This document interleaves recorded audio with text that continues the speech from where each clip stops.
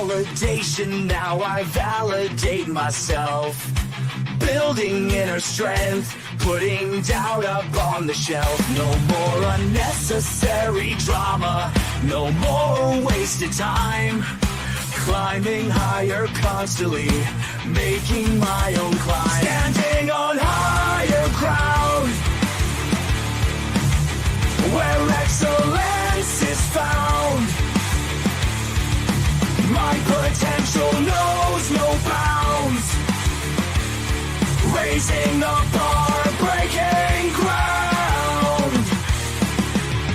My network is my net worth. Choose your company wise. Surround yourself with eagles, not with sheep in disguise. Every interaction is a reflection of my brand. Quality over quantity, that's my personal command. Standing on higher ground, where excellence is found.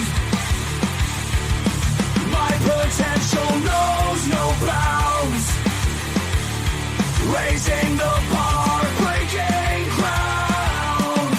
Whoa. I'm not just living, I'm manifesting my vision. Cutting through limitations with surgical precision. My expectations are my compass, my respect is my shield. To mediocrity and chaos, I will never yield.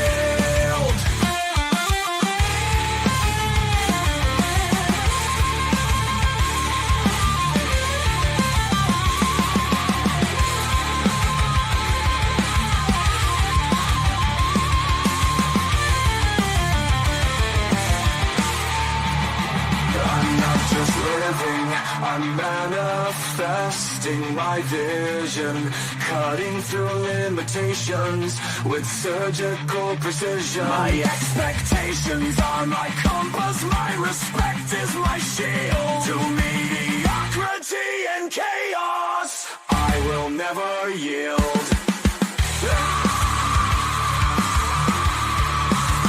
Standing on higher ground,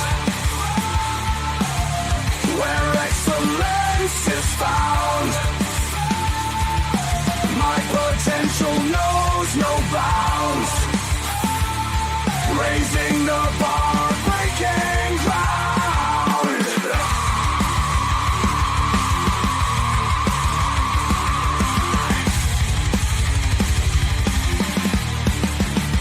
I'm not just living, I'm manifesting my vision.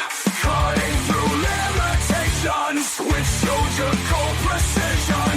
My expectations are my compass, my respect is my shield. To mediocrity and chaos, I will never yield. How you doing, ladies and gentlemen? Welcome to This and That. I'm your host, Xander, where we're talking about this, that, and everything in between. Almost Sunday morning.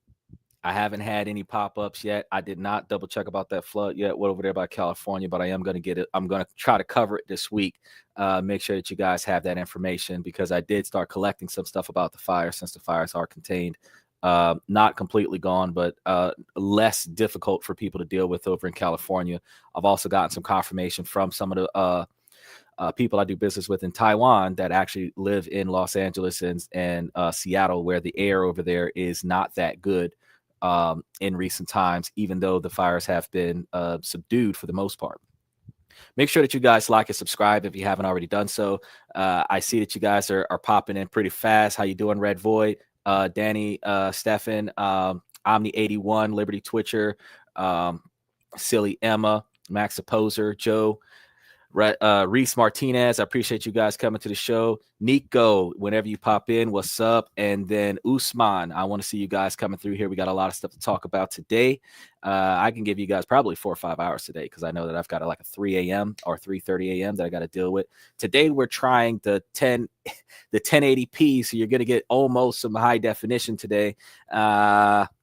I kind of feel like it's not going to be any better, but it'll give you guys a little bit of visual quality improvement in comparison to the 720p that I was doing, because it was giving you a more solid stream. So if there's some lag, I can only tell you I told you so. We got a new so now we got two gateways right now, because they gave us another one. So we're dealing with the one that we were dealing with in October, but it's a newer version of it.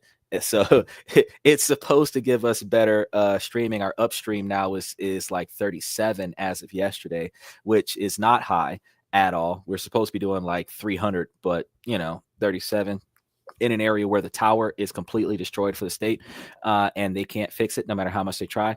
37 is good. It's better than the 4 through 18 that we were dealing with the Encego that we had. The Encego's still here. It's just not functioning the podcast.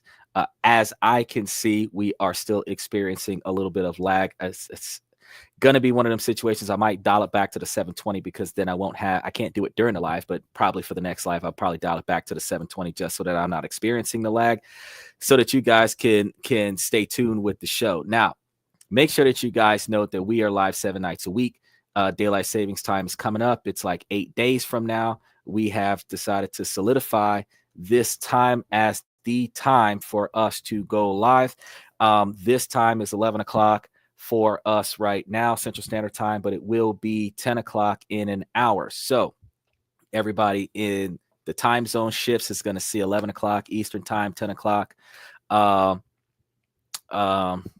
Standard Time, 7:30 California time, and we will definitely be airing by this time. So I'm going to be preparing to kick everything off between 9 and 9:30, so that I can actually hit that start button by 9:45, so that by the time the intro music finishes, it is in fact 10 o'clock and we are kicking it off on time. So I've got a challenge, because now I've got to start an hour earlier to stay on top of my word.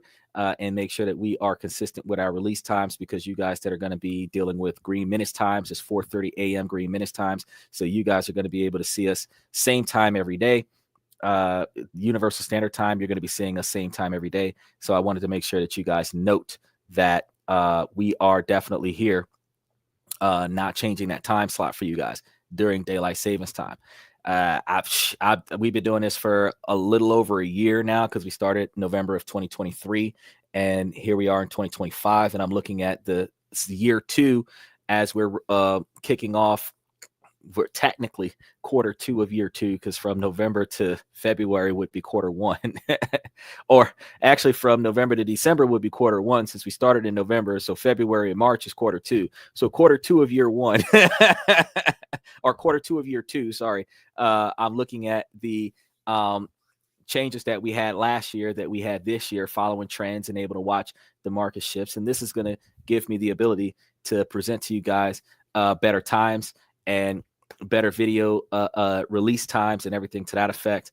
I will be taking time throughout the week to answer a lot of those questions that was given to me from Usman and a couple of other people that wanted some of the more detailed information. And I will be posting that stuff up in the members scenario, where I will then be providing you guys with links to the members scenario. And I still have to update the members video, because the members video that I originally created was with me and Mr. Pibbs. It was a very, very, very rough draft.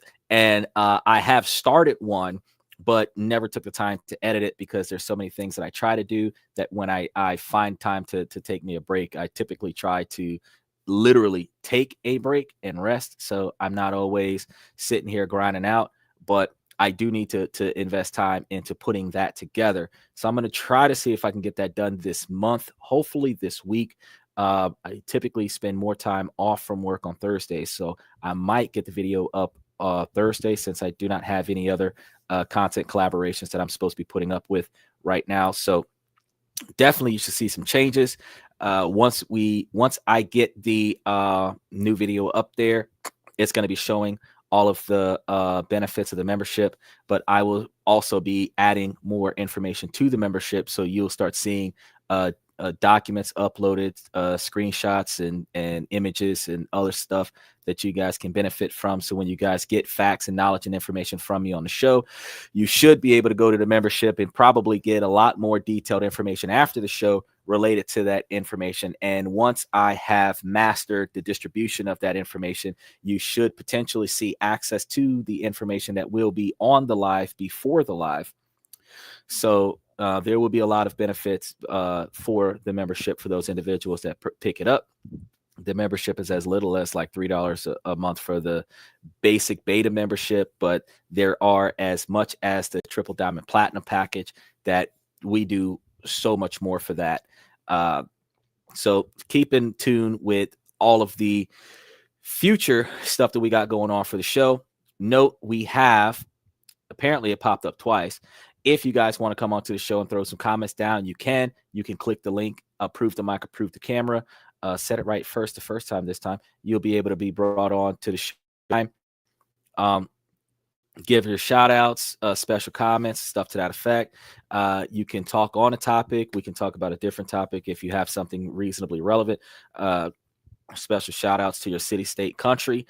Or because you must be 18 years of age or older to be up here on the video. If you are not over the age of 18, I will not throw you up onto the video at this time. You can throw your comments into the comment section and appropriate comments will be displayed.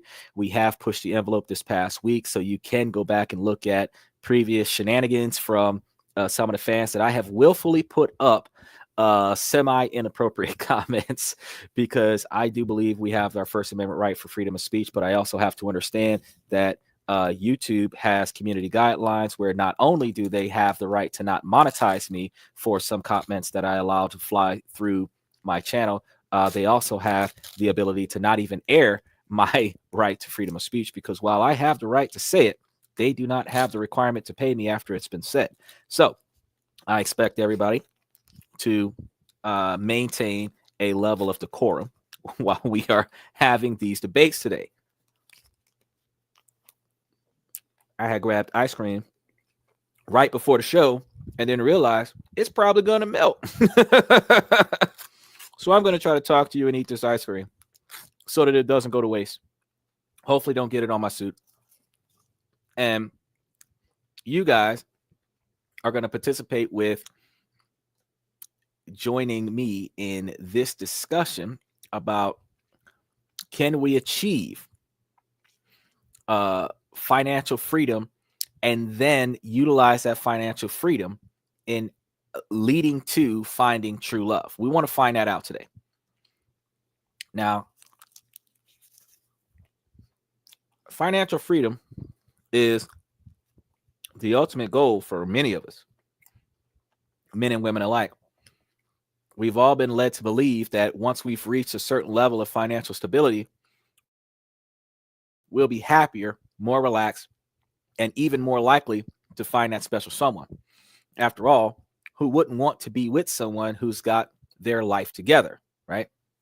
But does financial freedom really hold the key to true love, or is there more to it than just dollars and cents?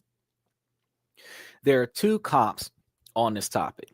On one hand, you've got those who believe that financial freedom takes away the stress and pressure of daily living, allowing us to focus on nurturing our relationships and attracting like-minded individuals who share our values. On the other hand, you've got those who argue that financial freedom can actually create a sense of compliancy, making us lazy and unappreciative of the relationships we have. Some even think that it can attract gold diggers or people who are only interested in our wallets. Personally, I've seen friends who've achieved financial freedom and suddenly found themselves surrounded by people who only seem to care about their bank accounts. And I've also seen friends who've struggled financially but have found deep, meaningful connections with their partners despite the hardship. So which one is it? Does financial freedom really contribute to finding or sustaining true love? You know, one thing for sure, money can definitely change the dynamic. Definitely. Now, this is going to give you the ability to have a less stressful relationship for when you've got financial stability, you've got more freedom to pursue shared interests, travel, and enjoy life luxuries together. You see this on most women's profiles, is that women like to travel, but we also understand that majority of women don't pay for their travel. And women, correct me if I'm wrong, if you believe that you have paid for 95% of your travel in your adult life, jump in and correct me. But more often than not, the boyfriend pays for it, the husband pays for it, the job pays for it, your parents paid for it while you were little. So from the time you were old enough to do it for yourself, unless you were single and doing it and the travel wasn't a part of the date, you didn't pay for it. So the only time that women typically pay for themselves is when they're single without a significant other interested in wowing her with his financial status. This is going to drip eventually. Now, the difference is, fellas, more often than not, utilize their financial resources as a negotiating tool in dating in order to get that woman. The more physically attractive she is, the more money he's willing to spend, typically under the expectation that he might get to sleep with a hot chick. Now, that's not a smart move, but this has turned our dating society into leveraging the wealth of a man over the attractiveness of the woman, which causes women to put more time, money, and effort into their looks so that the man can put more money on the table to get their hands on her looks. Nowhere in there is the man or the woman paying attention to the character of the other person, respecting each other, valuing each other for the skill sets that you bring to the table. No, neither one of them are paying attention to the lifelong goals of the other. Neither one is paying attention to the success rate of the other.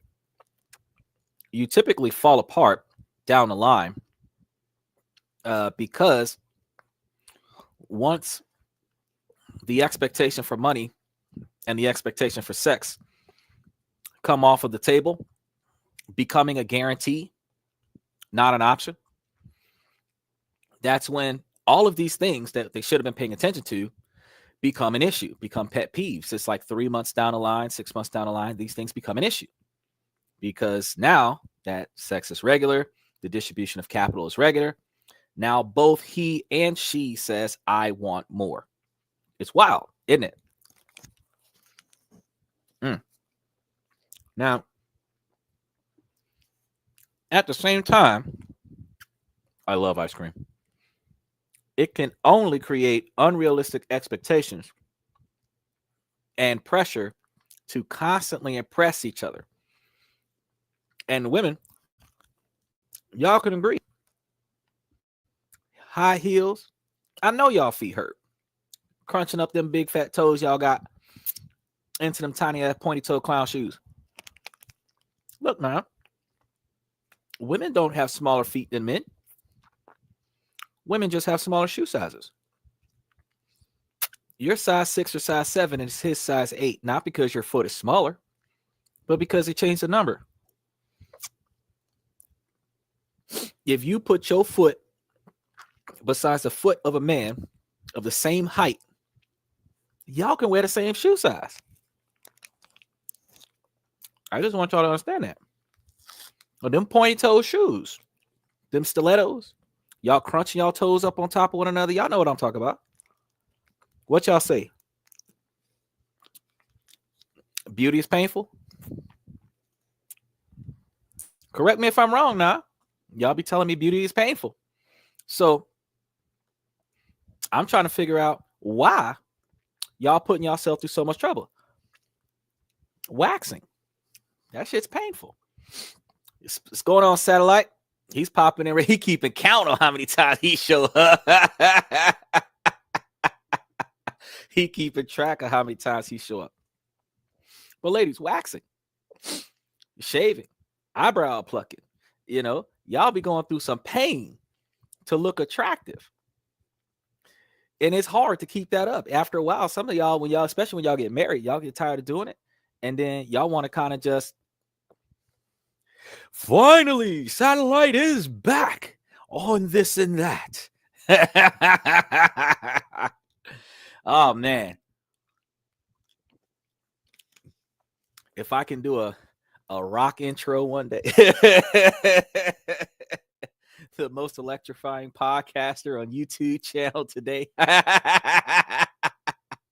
Get some lightning bolts going through the screens. But I did say I was going to get some this and that logos. I'm going to have to put that to use. Give it another month or so. I'm going to have me some memorabilia here on the show so that y'all can see what we got going on. But constantly trying to oppress the other person, men have the problem with always having to go the extra mile, doing the lavish, expensive dinner dates, having to have the socially approved, newer looking vehicle. Bastard could run like shit, but if it looks good, they don't care. As long as it don't stop, leave them on the side of the road somewhere. Weird part is that a dude can have a reliable car, well maintained, up to date on everything, advanced maintenance, but because it's an older model vehicle, it don't even have to have scratches and dents on it. It could just be an older model economy style car like a Kia or a Nissan Maxima or an Altima. Well, they might like the Altima, but the old school Maxima, like the 98 or the 2005 Maxima, or a Corolla or an Accent, get you a little smart car kind of thing. If it's not a luxury model vehicle or a semi-luxury model vehicle, a prestige name brand like BMW or Lexus or something, and Lexus is a Toyota, but they don't really pay attention to that. The women will complain about the car you're driving them in when she don't even have to drive, which makes it hard to constantly oppress. So while the women put in so much effort to constantly impress the men, and they make this false representation, because they don't just do this to impress the men, they do this to impress other women so that they can receive praise from other women for looking attractive. They receive attention from the men for looking attractive. The attention that they receive from the men is the sexual desire type attention, not the she's smart and capable and useful, just she looks good, I'll sleep with her kind of attention. And between the two, that is what defines her ego. Now, the guys don't boost each other up about the stuff that they got. Because usually if you got some homeboys, when you were at your financial worst, they might have had your back, but now that you done came up a little bit, they never gonna let you forget that one time you had to borrow some money from them. They'll never let you forget that one time they had to give you some gas money for that brand new car you driving because you ain't have enough money for gas because you was car poor, where you had a nice car but you was too poor for pay for anything else. So your homeboys, you're not doing this to impress your homeboys. You guys get nice cars, they get nice clothes, they do their hair, they do all of this other stuff so that they can impress the girls. So there's constant pressure for one another. And I've spoken to couples who've felt like they're in a constant competition to outdo each other, never truly feeling content or satisfied. And moreover, financial stability can also mask deeper issues in a relationship, especially when individuals are in there not being faithful to one another, they're disrespecting each other, and they make up for their inappropriate and unacceptable behavior by buying nice gifts for each other, putting nice things on a table for each other and stuff to that effect. Max the Poser is back. Special shout out to Max the Poser, Lucas the Poser, and special shout out to Max's dad, Joe. You said Grimace Shake.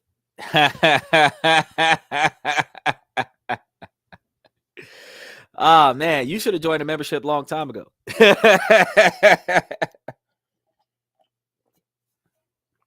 I'm giving you so much information that you should take my information and make yourself financially successful before you make it to college. You should be able to take my advice and be driving to your high school graduation with a Benz that you bought with your own money. Just telling you. I drove myself to school from the 7th grade. I drove myself to school with my own car from the 9th grade. I drove everybody else everywhere else until I got tired of that, and then I started buying everybody cars. By the time the 10th and 11th grade got there, I had been bought like 5 cars. I wasn't 18, and I had 5 or 6 cars and a motorcycle under my name because I was tired of riding folks around. I drove the motorcycle. Everybody else had a car.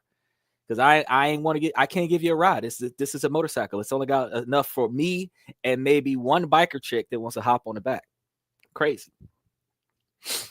Now, without the pressure of making ends meet, couples may not feel the need to address underlying problems such as communication issues or differences in values. In the long run, this can lead to resentment and even the breakdown of the relationship.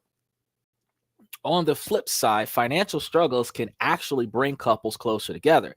When you're forced to rely on each other and work together to overcome financial hurdles, you build a sense of unity and teamwork that can be incredibly strong. And I've seen couples who face financial hardships come out stronger on the other side, with a deeper appreciation for each other and a greater sense of gratitude for what they have, specifically because when she was needing something, he caught her back and took care of her financial troubles. And when he was in need of something, she caught his back and took care of his financial troubles. So that means that they both value each other because they know that if their money runs out, their partner's got it.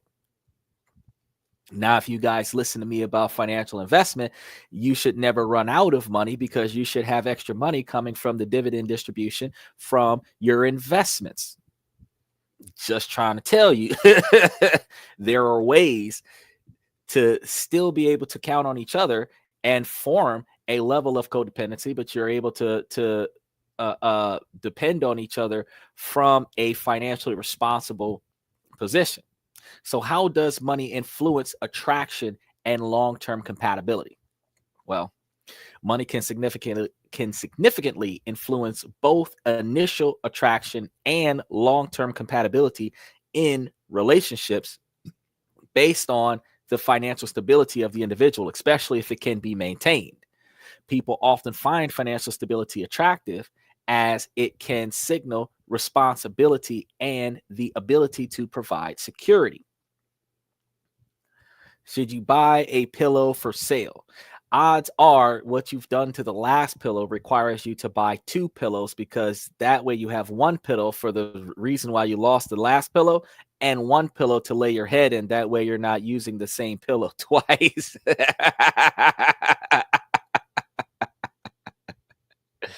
Because I know you. And you don't want to put your face in that when you're done with it. So always keep you a spare. I mean, the ones you're selling. You should get the throw pillow. The throw pillow is fantastic because it's there. It's good cushion. And then if you buy one of the pillows, that way they don't you can have it for mom to throw at you when she gets pissed off. So you can get it for your dad so that when mom throws something across the room, it's that throw pillow hitting dad. That way he doesn't get hurt as much. The throw pillows are fantastic. If you have pets, there is the pillow there for the dog. They're shaped like a dog bone. There are drying towels, long, full-length towels with the this and that logo on it. And then you also have hoodies, T-shirts, sweatshirts. There's an apron there that you can get for your mom, or dad probably cooks more often than mom, but you can get the apron there where they can go ahead and do the Do I know Max Opposer? Yeah, I know Max Opposer. Did you know Max Opposer? What's going on, Megatron's first time on the show? You can also get the pendant for your girlfriend. You say, what if you bought a George Floyd to relax my knees? Well, I only know about the George Foreman grill. I'm not familiar with George Floyd. Why are you selling dog tags? Because I've got dogs.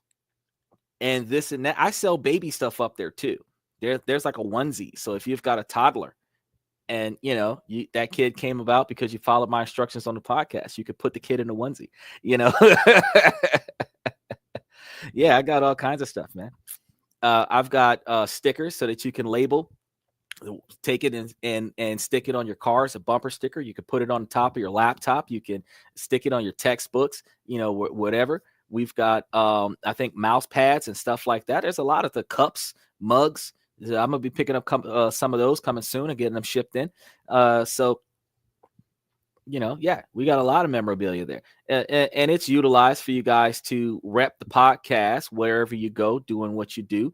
Because if you appreciate the podcast and you love the way things are here and all the information that you get from me, the fun time that you have, you show your support to the podcast. So speaking of that, Megatron, Max Opposer is a very generous contributor to the podcast. He is a regular here, just in case you didn't know. I encourage everybody to follow Max Opposer's lead and throw some stuff down on the podcast, because when we're talking about business, finance, and government changes around the world, we're talking about England on Wednesday. We're going to be talking about ways for us to make, save, and invest money so that we can make money for ourselves. The membership keeps putting us more information up in the membership for those people who start joining the membership to get detailed information on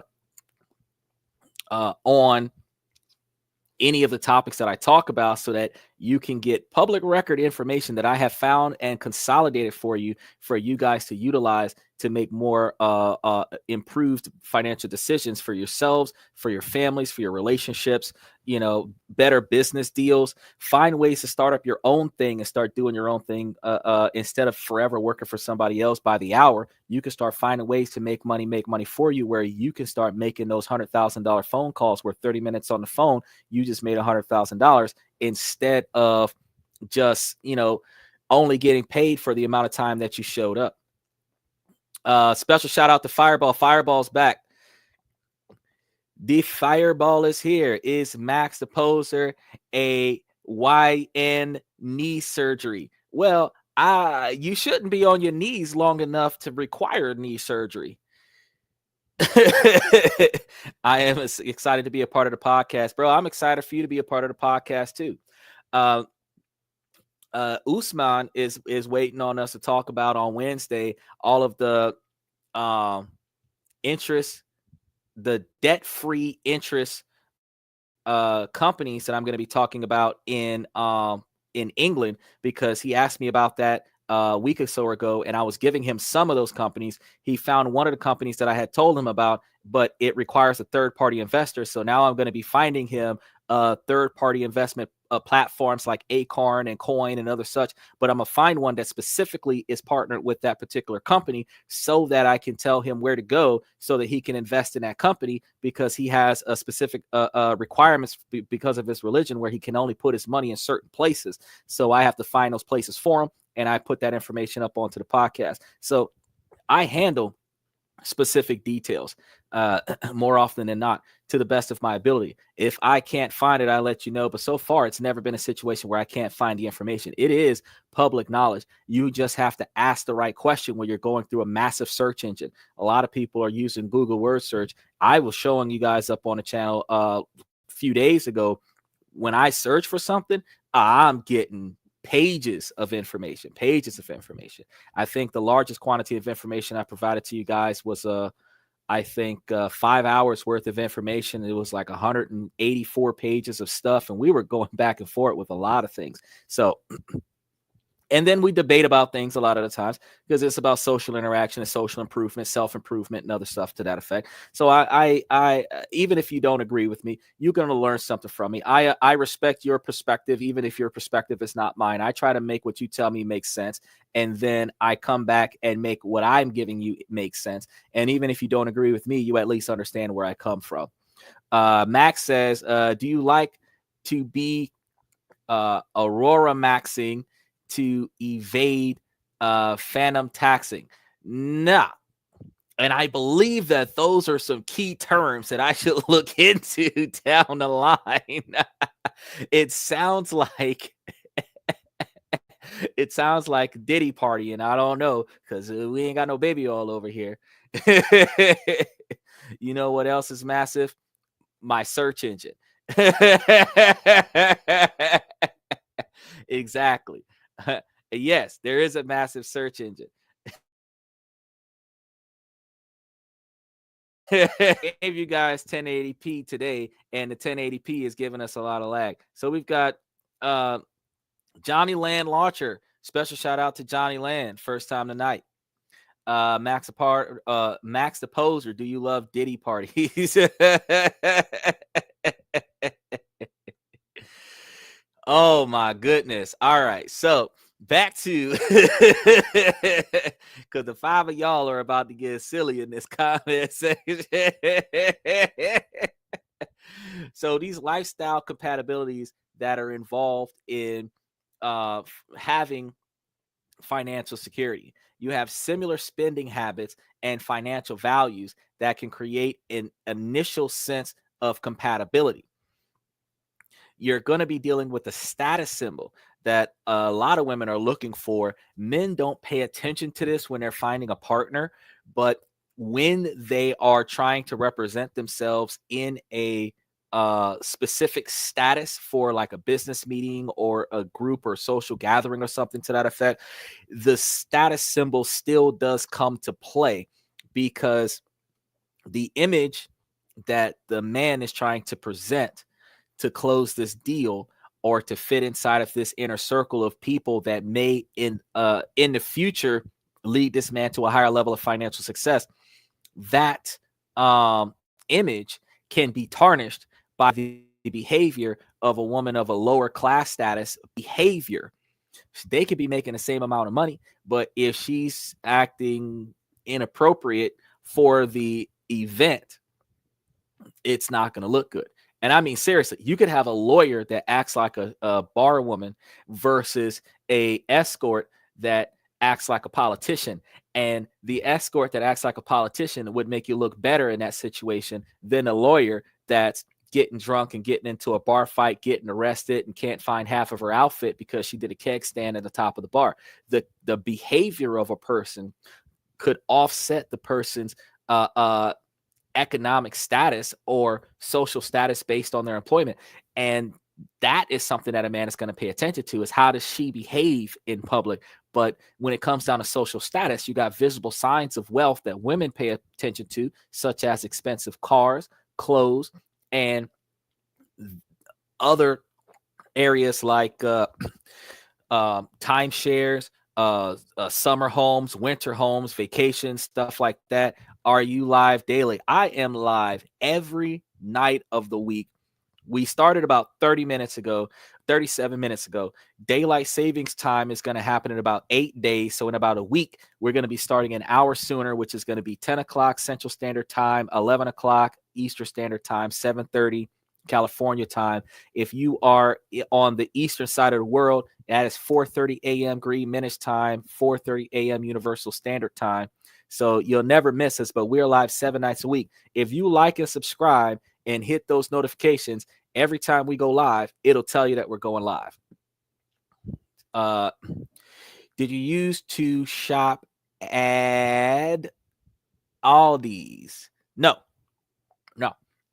I never liked Aldi's. I didn't like the design of the logo. I've gone to the store before when I was a kid, back when we had A&P back in the day. If y'all know about A&P, Dale Shamps back in the day, we and Aldi's was not as good, so we didn't do that. We ended up going to Walmart because Walmart had more stuff. No, I'm not. I do not dislike Kanye West as a person because I don't know him. But outside of when he debuted on the remix of Hustle from Rick Ross, like that was probably the only time Kanye sang a song that I was like, oh yeah, that song was dope. So like Nick Cannon, Kanye West is not in my list of awesome people career wise. And I don't pay attention to risk people's personal lives because like they're not in my daily operation. So I could care less whether or not that person is an appropriate person in life, like Chris Brown. I could care less about that person. Now, if any of the 25 behind women that he was beating on crossed my path, yeah, me and her could talk. But would I say anything about like, my likes or dislikes about Chris Brown? Hashtag Chris Brown, hashtag first sight. Keeping the trend going from way back in the day. Um, should I buy a property in Ohio or Egypt? Because I'm debating. You should buy a property in both Ohio and Egypt. Egypt is one of the shows. Egypt is one of the countries I'm going to be doing on the show coming soon. I'm gonna do England first because Usman is trying to invest right now. So I'm gonna be doing England on Wednesday, and then I might do Egypt the following Wednesday, and then we have New England and New Zealand that we have to do as well. Because we cover a different show every week. You said, well, you don't have to. I like Ohio because the phantom taxes are less and there are more knee surgeries. Well, I don't know about that. You say thoughts on Tupac. Well, we did a whole show on Tupac mid-year last year. You want to talk about Tupac's imitator? Special shout out to Usman. We were just talking about how you are awesome, Usman. If Xander was born some decades earlier, his suit could have split in atom. But yeah, we talked about Tupac a while back. We actually talked about Tupac, Biggie. We talked about Puffy's involvement with that. We talked about Dre. We talked about Keithman, the guy who pulled the trigger. We talked about all that stuff, man. I think Tupac had a fantastic way of delivering a message back when rap music was about delivering a message, not just talking about having sex, wasting a bunch of money, and getting into fights, smoking weed, drinking liquor. When you're spending $100,000 in one night, that's just being wasteful. It's not. That's not something to brag about. I think they're bragging about it specifically because they had that much money at that time. But the people who listen to that music and then try to imitate the lifestyle they hear in the lyrics of the song, as you see, a lot of these rappers are starting to go to jail right now because the lyrics of their song is admitting that they committed the crimes. Like that, these kinds of things are not feasible these days to the positivity of the environment. Because when you think about back when Tupac was here, you had the reality rap where we talked about problems that existed in our society, problems that existed in our local neighborhoods, and the need for change, right?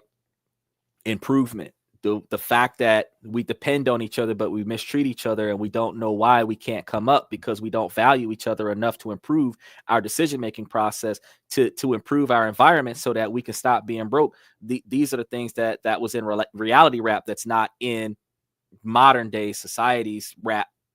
And that's why I stopped listening to that. Max says, do you hate when the Lillians make you go like what the Sigma? I don't understand that, but I know a lot of Sigmas. They're very good guys, alphas, omegas, iotas. They're very good groups. The Divine Nine, very fantastic group of individuals. But I've never found I don't actually have many people that I hate. The people that I typically have a dislike for that still have a pulse are people that are in litigation with me. So those are the only people that I dislike. Anybody else that still has a pulse, that is not in litigation with me, I probably have no issue with you. I could care less about the air that other people breathe because it doesn't impact my day-to-day operation. You said, do I think homosexuals are an issue in society? Well, no. Homosexuality is not an issue in society. The mandatory requirement for us to pick and choose either the square or the triangle to use the fucking toilet, I find that to be a goddamn problem, because it is now being illegalized for men to use toilets that are designed for women, and women are not necessarily forbidden from using either toilet, but companies are not being required as code enforcement to have both a male and female restroom, if not a unisex restroom, as a tertiary option, where if the man's restroom is down for service, that there is an alternate toilet in that same establishment for the man to use, as opposed to if the man's restroom is down and the man has to poop, the man has to go down the street the way we used to do back in the day when colored folks couldn't use white only toilets. They're doing that now with the segregation of the genders, which I think is fucking ridiculous.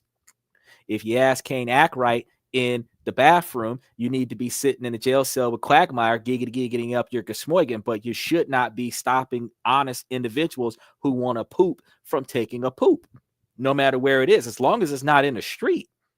Because you got to understand, we're crossing up on Mardi Gras time, and there ain't no place to pee on Mardi Gras day. So you're going to see a lot of people peeing in the street because there are no bathrooms for the dudes. That's my opinion on that. Usman says you're right. All rappers talk about nowadays things which are self-destructive. And Usman, I'm gonna be real with you, bro. I stopped listening to the modern day rap. Actually, I've stopped listening to rap music about 15 years ago, because every time it pops up accidentally on any type of device that I have that will allow a commercial for a rap song to pass by, it is always horrendous. And a lot of them sound like Future, so they don't even have their own unique rap styles. Everybody does the same pulsation when they rap, and everybody's trying to rap fast as if that sounds good because you have the same syllables representing the same syllables, but you're not actually delivering a message. You don't need to rap fast if you make sense. If you take 10 haikus and put them together and put a lyrics behind them, they make sense.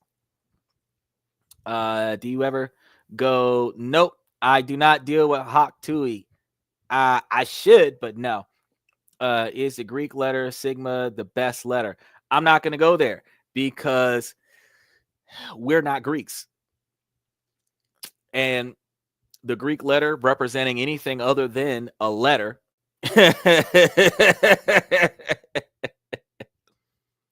because if I'm going to promote some letters, I'm going to promote that TNT for this and that, where we talk about this, that, and everything in between. And he's Johnny says, and my father was racist man. How do you feel about racism in today's society, in America's society? I'm going to tell you that racism doesn't exist in today's society. It is social classism. What music do I listen to? Not I am opposed. I am not opposed to any music. I will listen to anything, but most of the music that I currently listen to was produced before 2010.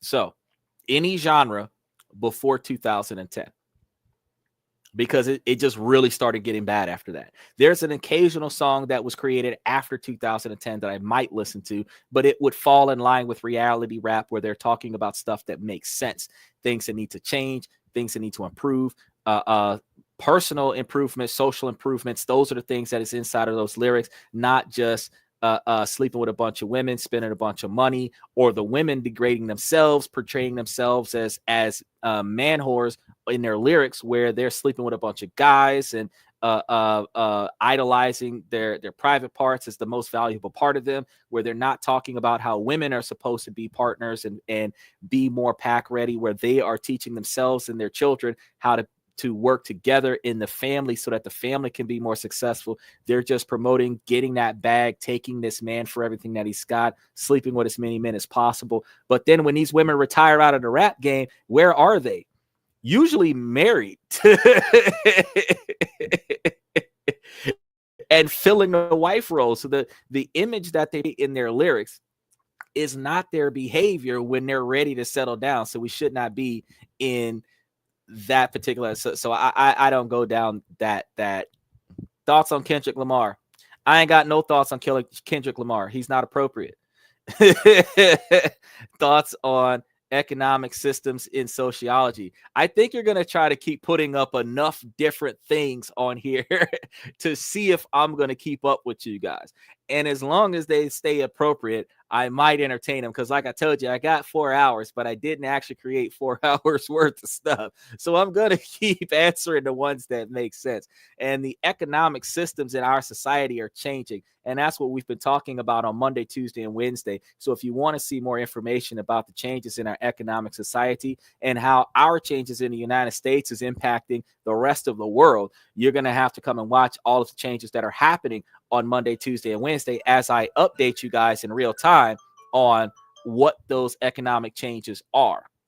But what I think is right now in 2025, we're at the beginning of a tsunami of changes that is beneficial for everybody, poor people and rich people alike. While the laws were made for the rich, the poor can benefit as well.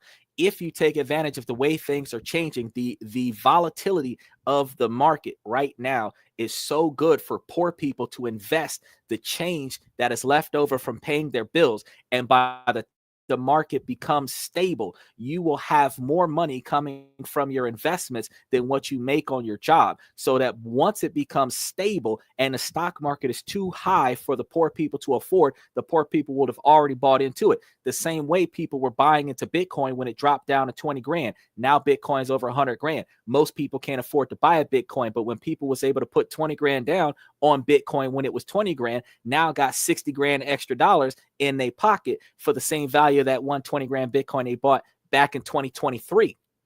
So only 18 months passed from when they invested into that Bitcoin, and now they have 5 times more capital coming back to them. And cryptocurrency has become more and more profitable, more and more beneficial to invest in.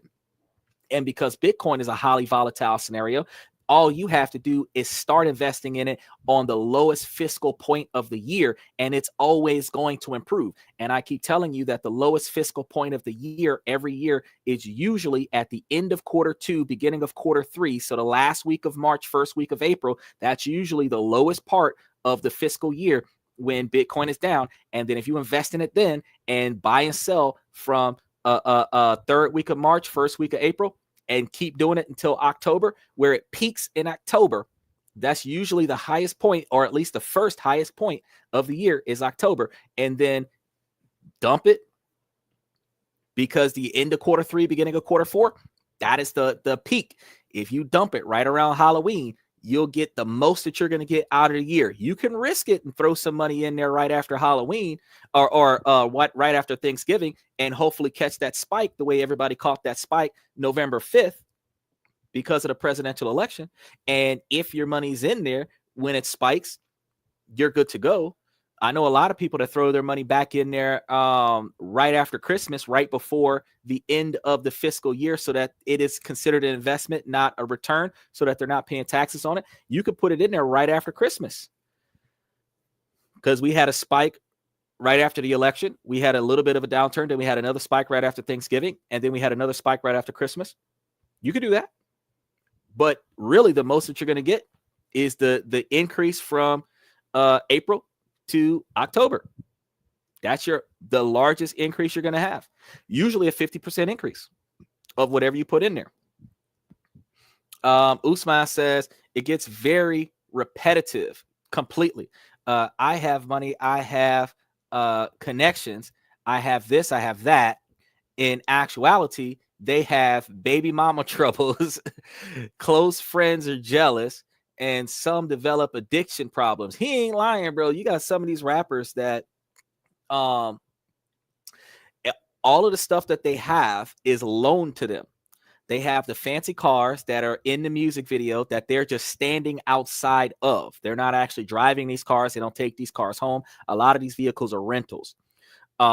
They have houses that are leased, loaned to them on credit, on favor. They have clothing lines that are loaned to them on credit, on favor. This is the reason why you see them in music videos and in TV shows, ads, everything like that, because now they got to pay off that credit because they're promoting the product.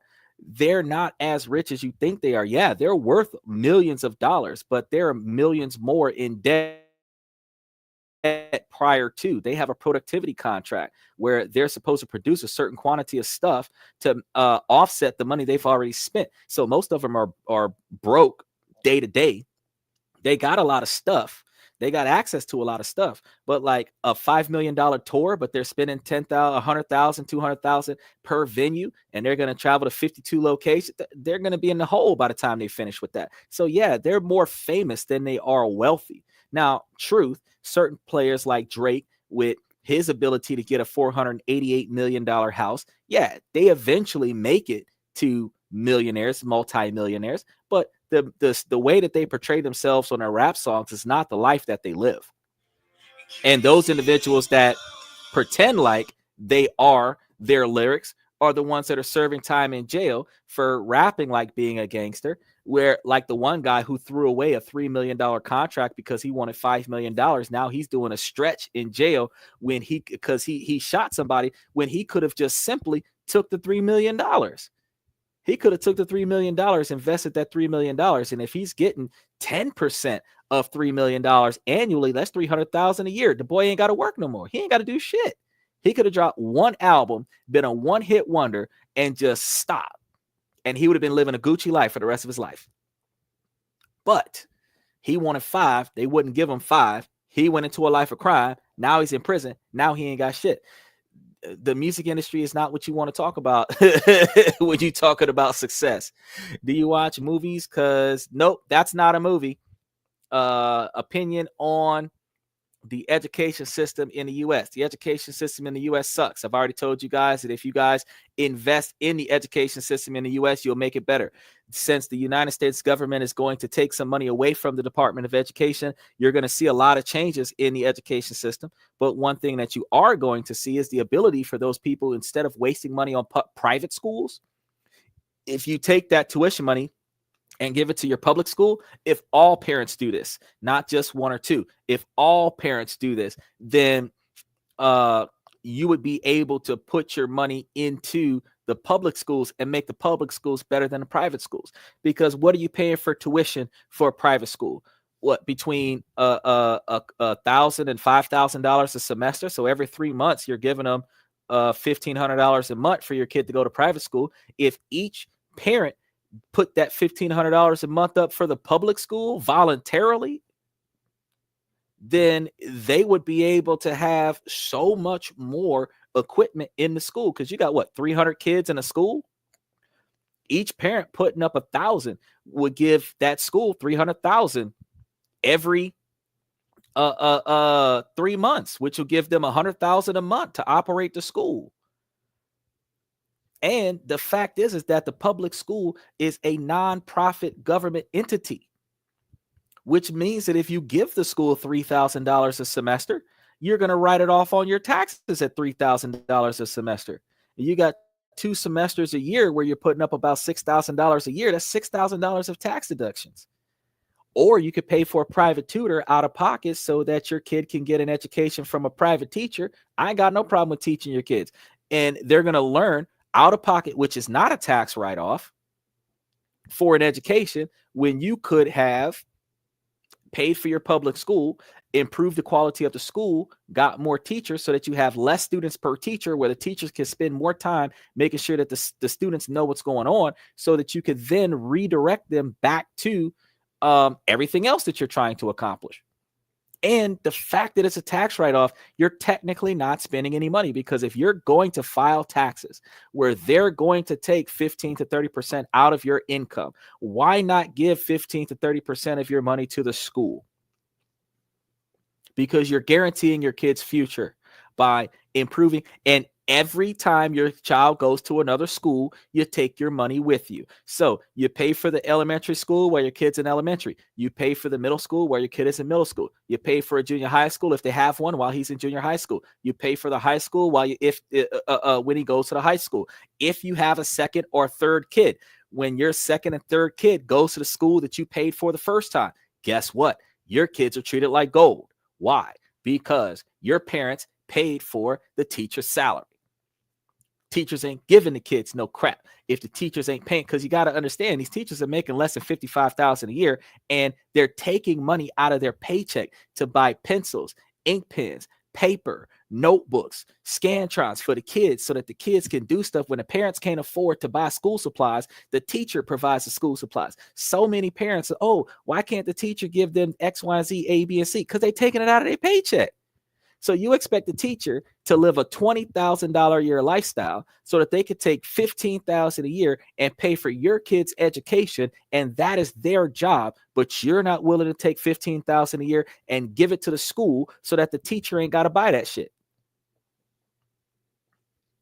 But if you want your kid to have a better education, instead of supporting the public school, you'll instead go and support the private school. Well, why? Why?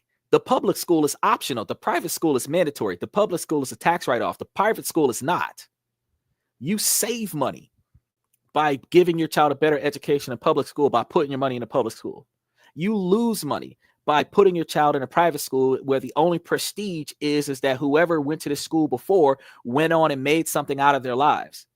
But that's not because of the school. That's because of the drive of the person that graduated out of the school. So the school ain't shit. But the person who graduated out of the school puts prestige on a school. So any school that I went to when I'm famous is going to use me as a catalyst for their fame to say, hey, Xander went to our university. Xander went to our school, and look at him now. If you go to our school, you could be like him. But I am successful because of what I did, not from the school that I came from. I taught myself at that school. I utilized the resources of that school, but I taught myself at that school. And everybody who goes to school, they teach themselves. Why? Because you ask questions, you get answers, you personally learn from what you pay attention to and apply on a regular basis until it becomes second nature. So you are not forced information from the school. You decide to learn the information. And once you decide to learn it, that's when you start getting A's, B's. So why not make your community high school, your community college more prestigious by investing in it so that your kids can come out of that school and become successful? Why can't a community college be more prestigious than Harvard and Yale? Because we don't give a shit if our kids learn.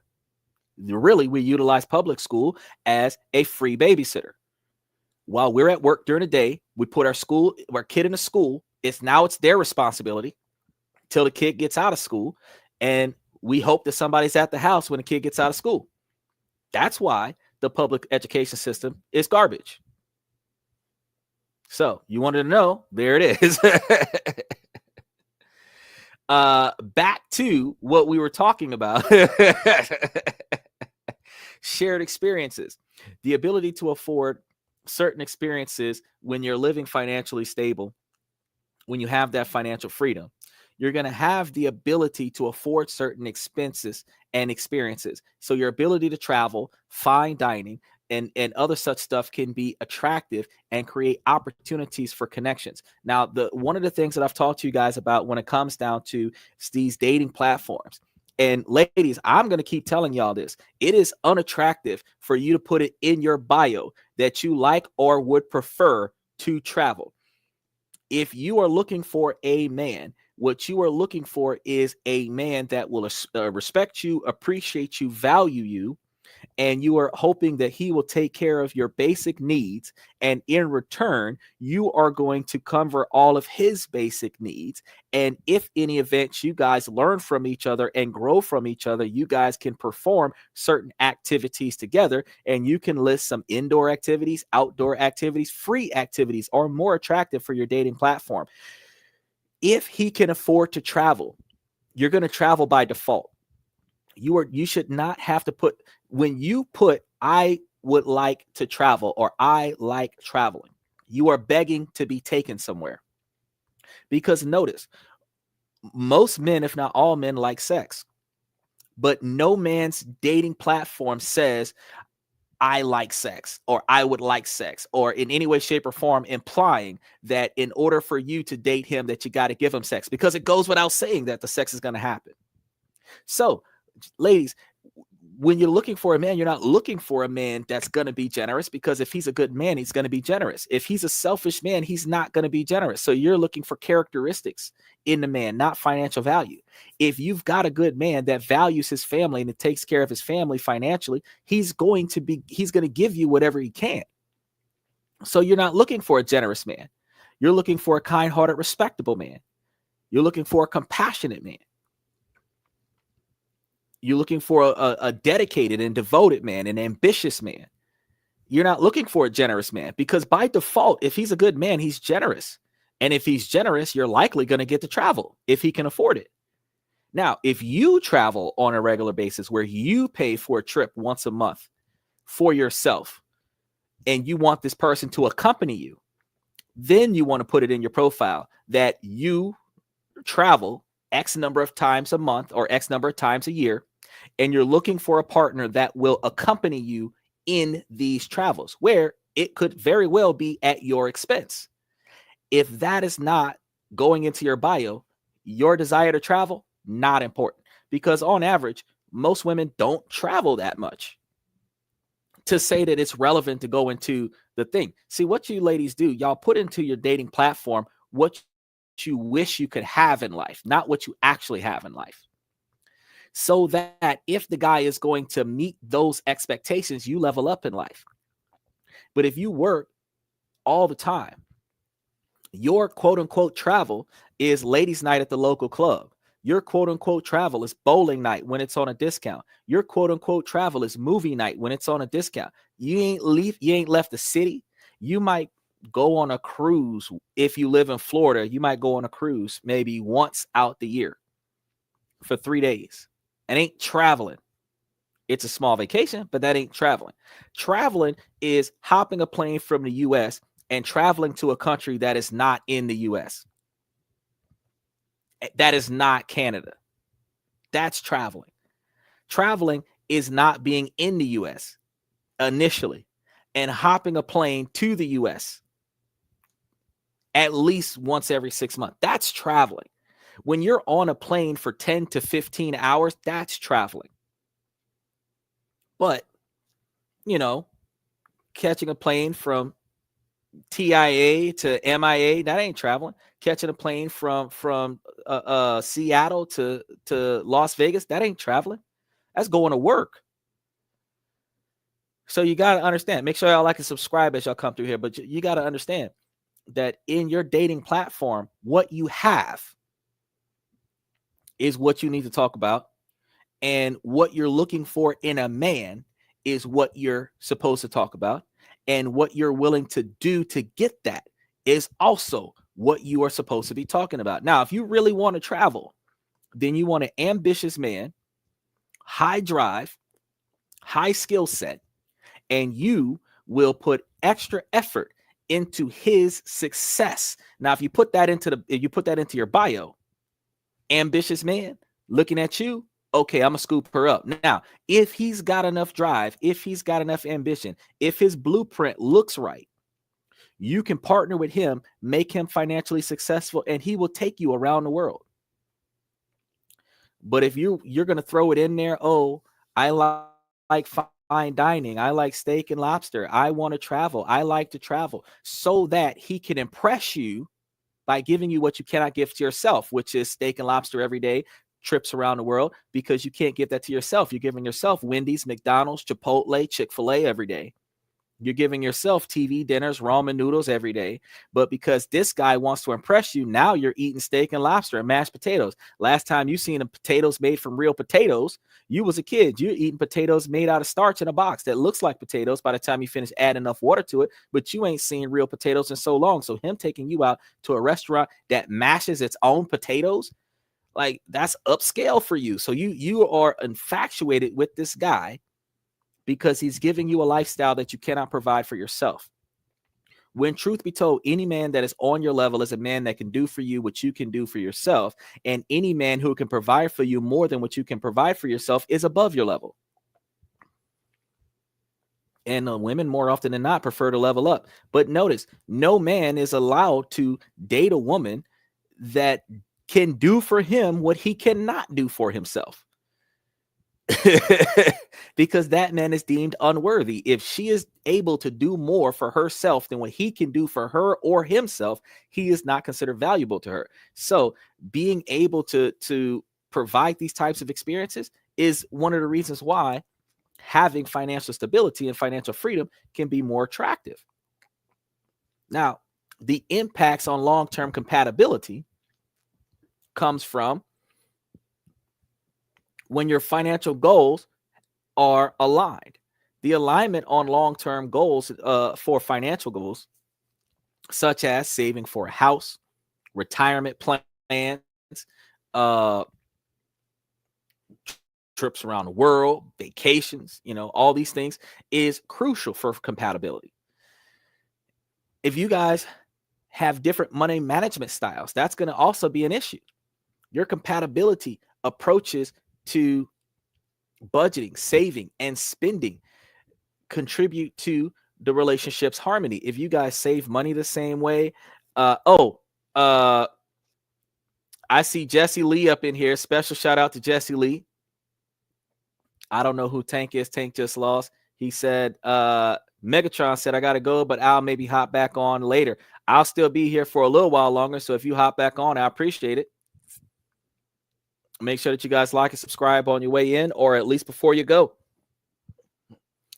So what I was saying, yeah, your money management style. So if you make big money, but you also spend big money, and somebody else makes small money, but they're saving and investing their small money, you could end up in a situation where the person that is saving and investing has more money for emergencies, more money in reserves than the person that's making large quantities of money and spending that large quantities of money. This will offset where the person with the better investment platform is going to be relied on, even though that person makes the lower income. Doesn't matter if you're male or female. This is going to frustrate the person that's working harder for less money, and it's going to frustrate the person who's making more money and doesn't have enough money to do what he or she wants to do because they can't ask their partner for money. Well, if you make 2/3 more than I do, why are you asking me for money? If you stop wasting your money, you should be able to spend your money on your needs. The reverse side of that is, I thought we were in this together. If I don't have enough money for what I need, why can't you front me the money and then I'll give it back to you when I get paid? This is going to turn into an argument.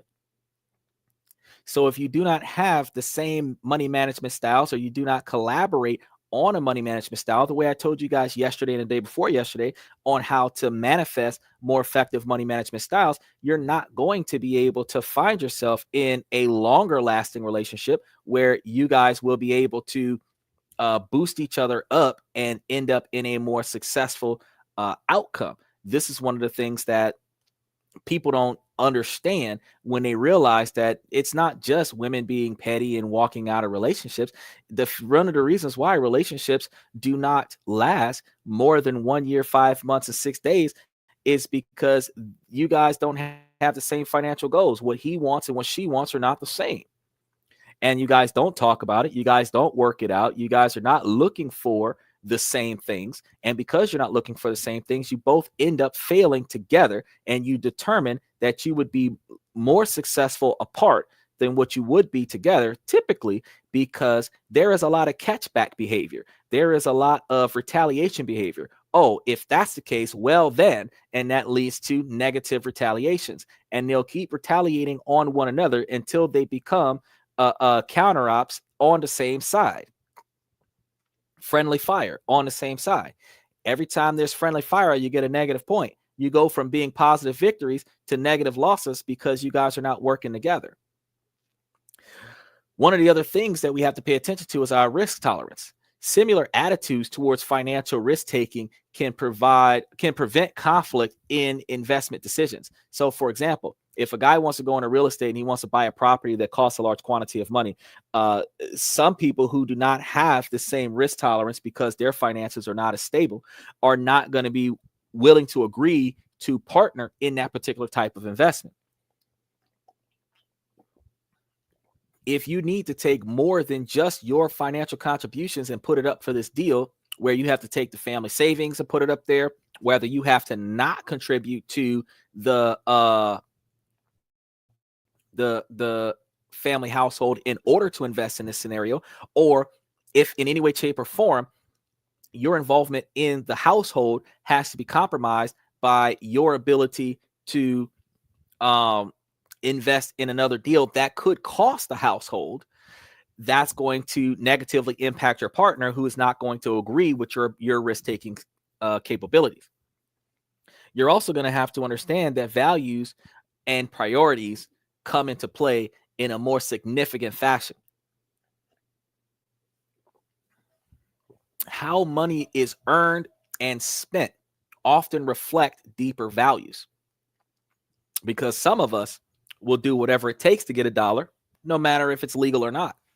Some of us will not do it if it's illegal. Some of us will not do it if it's legal but unethical. Depending on your personal value, your upbringing, your core beliefs, things like blood money might make you feel like, I don't want to touch that money, even though it's free and clear yours. I don't want to touch that money because of how it was acquired. So if you guys have, and this is that mentality that we have identified as ride or die chicks, which the ride or die terminology is far misconstrued as to what it is, because way back in the day, ride or die meant that if you do this, you're going to die. So you might as well do it, because if you don't, you're going to die. That's what ride or die meant back in the day. And then it turned into a terminology that meant somebody who was down for whatever. If you're dealing with somebody who's down for whatever, where their morals and ethics are not compromised by your decision-making process, where you got somebody who, instead of ratting you out, is going to help you cover it up, then you have somebody that is more in line with your values. That is what you're looking for, is a person that is not going to contradict your ability to be successful, no matter how unethical, immoral, or unlawful you decide to be. You're looking for somebody who's going to back that up. Now, not everybody is like that, but that's where the terminology ride or die chick comes from. Now, ladies, when you think about that terminology, you got to start asking yourself, well, no, I've got morals, I've got ethics, I've got a religious background that I don't want to tarnish. There are certain things that I'm not going to do. You have to stop self-identifying as ride or die chicks. You are conditionally involved chicks, meaning that if the conditions are not conducive of your morals, beliefs, and ethics, you are not doing that shit. Therefore, stop identifying yourselves as something that you're not. You're not bad bitches, and you're not that boss bitch. You're nothing like that. You're successful, educated women that have the capabilities of being much more than you ascribe to. But you got to stop self-identifying in a negative context, because by self-identifying in a negative context, you actually deter the kind of man you're looking for. Because when he hears you self-identifying in a negative context, he's not always going to co-sign on that, outside of, I can still sleep with her. But you don't want your value to be limited as sex. You want your value to be what you're capable of, the things that you can do, the things that you can produce in the success of your relationship. That's what you're looking for. Now, some of the potential challenges that we have is income disparity. And this happens regularly, because your relationship, no matter how stable it might be, is still on the same economic roller coaster as the society that you're in.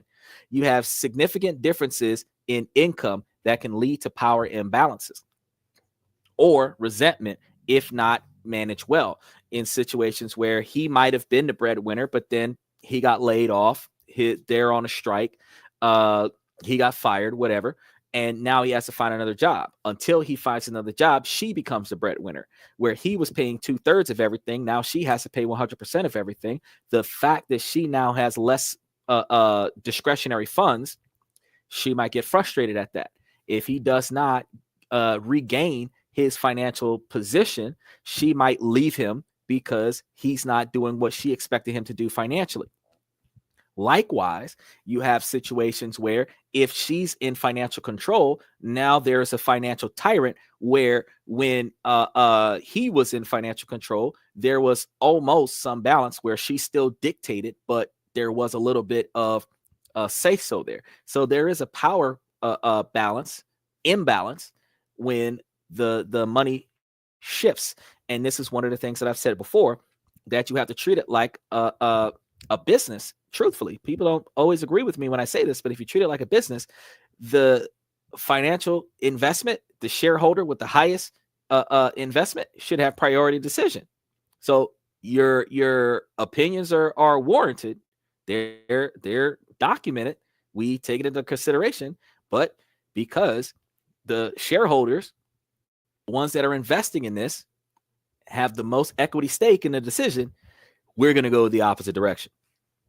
Now, if you want more say in this matter, put some money on the table, and then we'll take into consideration what you got to say. But if you're not contributing holistically outside of effort, because effort still makes you a dependent, the same way if the children do the chores around the house and they're cooking and cleaning and washing cars and cutting the grass and everything like that, the kids cannot tell mom and dad what to do, right? So it doesn't matter if it's the girlfriend or the boyfriend, whoever's paying all the bills, whoever's taking financial responsibility for everything, whoever's got to work 1 to 5 jobs to make sure that everybody else gets to eat who's not working, those individuals who are not working are dependents, and as such must follow instructions of the provider. Those who are working part-time, that are being cared for by the person that's working full-time or overtime, they are the dependents. Dependents must adhere to the authority of the provider. Those individuals that work full-time, but they do not contribute into the household, those individuals that are benefiting from the households providing, they are dependent of the household. And that means that they must adhere to the authority of the provider of the household. They don't agree with that, but in an egalitarian style society, if you want equality in decision making, you need to contribute equally. And since women are valuing themselves based on how they expect men to behave, so a woman considers herself valuable because she has money and she's smart, but that's not what men look for in a woman, but that's how women gauge themselves as valuable. If you're going to gauge yourself equivalent to a man, then you need to start gauging yourself in this relationship equivalent to a man. How do you fit in this relationship? Because as I've asked women for the past 2 years, what do you bring to the table besides sex, your career choice, and your educational status? I've only had I think 2 women in the past 2 years claim one thing. They both said the same thing, but claimed one thing that they bring to the table that a man benefits. But all women know what they expect to be beneficial from a man, and all men know what they have to do to be beneficial to a woman. So why is it such a hard question to answer, ladies, when a man asks you, well, what do y'all bring to the table that a man values? Now, we have financial infidelity, because we got infidelity as an issue all the way around. We have emotional infidelity, we have physical infidelity, but we have financial infidelity. Hiding financial information or making secret purchases can erode trust. I understand even when you're doing it to surprise your partner, it could be a problem. Hiding financial information, like these ladies that are creating these escape funds, that's not appropriate. If you guys invest in stocks, bonds, and everything like that, you guys are able to become beneficiaries. If you invest the stuff in the stocks and bonds and then put the money into a trust, and then the trust is supposed to distribute money to you guys on a regular basis, then you're going to get money on a regular basis. So the more money you put into this trust, where you cannot be removed as a beneficiary of the trust as a term and condition of the establishment of the trust, then truth be told, forever, as long as this trust is profitable, you will receive money from the trust. There's no ifs, ands, or biggity buts about it. This means that instead of putting a secret stash of money somewhere and lying to the man about the amount of money that you need for your hair, nails, and other such, you tell him the truth. He's either going to pay for it or he's not. Now, fellas, on the other side, you're not buying stuff that the women don't know anything about, going on trips out of town, and then spending a bunch of money on hookers and trying to be Donald Trump all over the place, and then pretending like that didn't happen, kind of thing. You're being honest about where you're going with your money and what you're doing, because this kind of stuff will, no matter how financially stable you are, this kind of behavior will erode your trust. Now, differing financial backgrounds is also going to be an issue, which I told you guys before, which is social classism. Okay.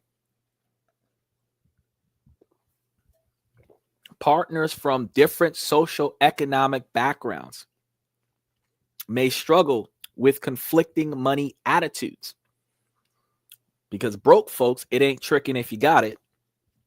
Wealthy folks, that's not a reasonable financial decision.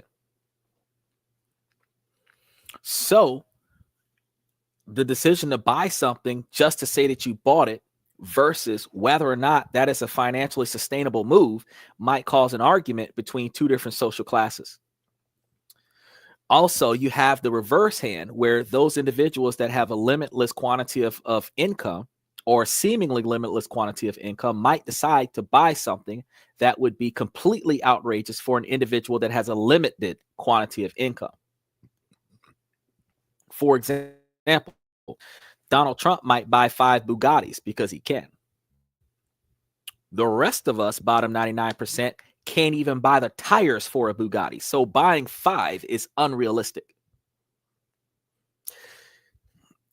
That type of debate between the two as to whether or not we should do that, that would be a conflict of interest and could lead to arguments, especially when the parties both parties believe that they should have their own fair, equal share of decision making. But when there's two people making a decision and they don't agree, there's supposed to be a third decision that overrules it. Because if one says yes and the other says no, we can't be at a stalemate and not do it. Because ultimately that means that the no overrules. If one says yes and one says no, the person with the higher authority in the relationship overrules the 50-50 split. So it's a 50-50 plus authoritative decision, executive order. Right? Now, women want to be the ones that make that executive order, even if they're not the one financially contributing primarily to the financial decision. But we have to understand that, uniformly speaking, if it was 100% or 80% or 75% of your money paying for that, you would not want someone else to tell you what to do with your money. So when you expect somebody else to be 75% contributing to the situation, then you should not expect them to allow you to make decisions with what they're going to do with their money. Now, this is just uniform decision making. Okay.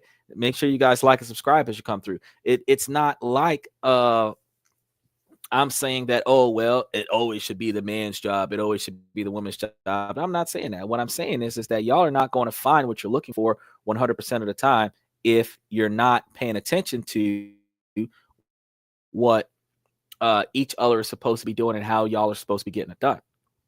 Now, you want to make sure that you guys have open communication. You want to make sure that you're regularly honest with your decisions about money matters, what you got going on, what you want to have going on, and what you would hope to accomplish in the near future versus long-term goals. We were talking about this yesterday and the day before yesterday, because if you're clear about your expectations, you guys can set plans for your expectations. You can have different levels of prioritization for expectations, but the ultimate goal is to meet each person's expectations within reason. If the expectations start to become too outlandish, then we have to start reassessing our situation, right? Now, shared financial planning is going to be another thing that's more beneficial for us, because working together on budgets and financial goals aids you guys with your ability to be more successful. You want to be able to respect each other's differences, because if you're acknowledging and respecting differences from each other's financial perspectives, you're able to have a clear and concise understanding of each other's um, expectations and goals. Now, you're going to be able to develop an emotional connection from this. And if you're ensuring that the relationship is based on more than just your financial compatibility, you're going to make sure that it is more than just your physical, sexual compatibility, that your emotional connection is a fundamental core of the relationship. You will come to find that your ability to um, manifest a longer lasting relationship will be a lot more successful. So, does removing financial stress lead to stronger emotional bonds? And are financially independent couples more likely to find lasting love? Well, removing financial stress can indeed lead to stronger emotional bonds in relationships, but the connection is not always straightforward. Studies have shown mixed results. Some research indicates that financial stability correlates with relationship satisfaction and longevity, and other studies suggest that shared financial struggles can actually bring couples closer together. Now, we have some positive effects of this, and when you're dealing with the reduced conflicts, the financial stress is a leading cause of relationship conflict. 59% of the breakups that happen related to money problems. So removing this stress can significantly reduce arguments and tension. With reducing stress, financial independence can eliminate a major source of relationship stress, potentially leading to more harmonious partnerships. And this is going to be because it's not 100% one person's responsibility to cover everything. It is emotionally stressful for one person to pay attention to the needs of everyone, but nobody is paying attention to the needs of the one person. So being the leader of the pack, being the primary provider of the pack, has a lot of responsibility, but it also adheres to a lot of self neglect.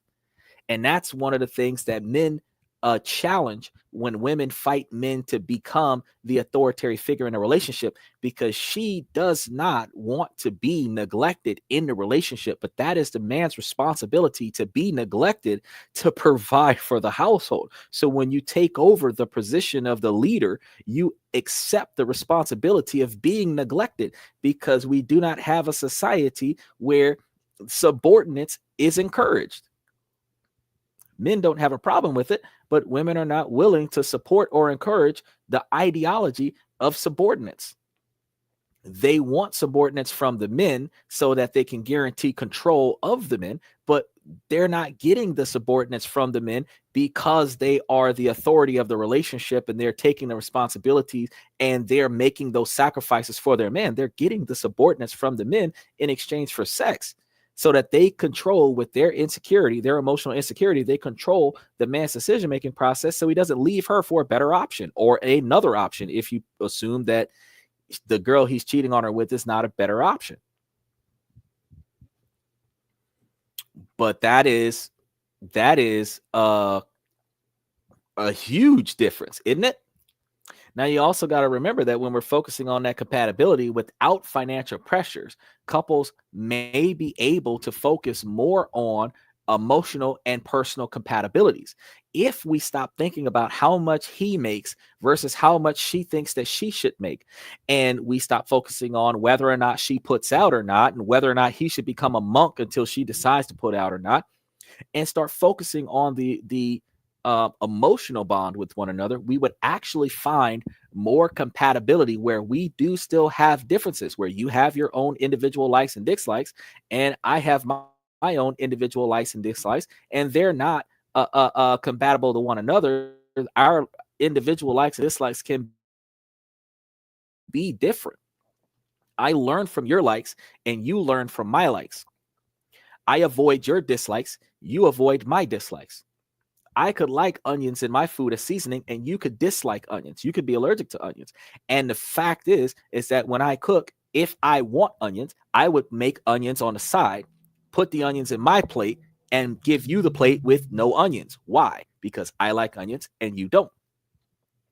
But if the roles were reversed and I didn't like onions and you like onions, you cook food with the onions in it. I've got to pick the onions out of the food because I don't like onions.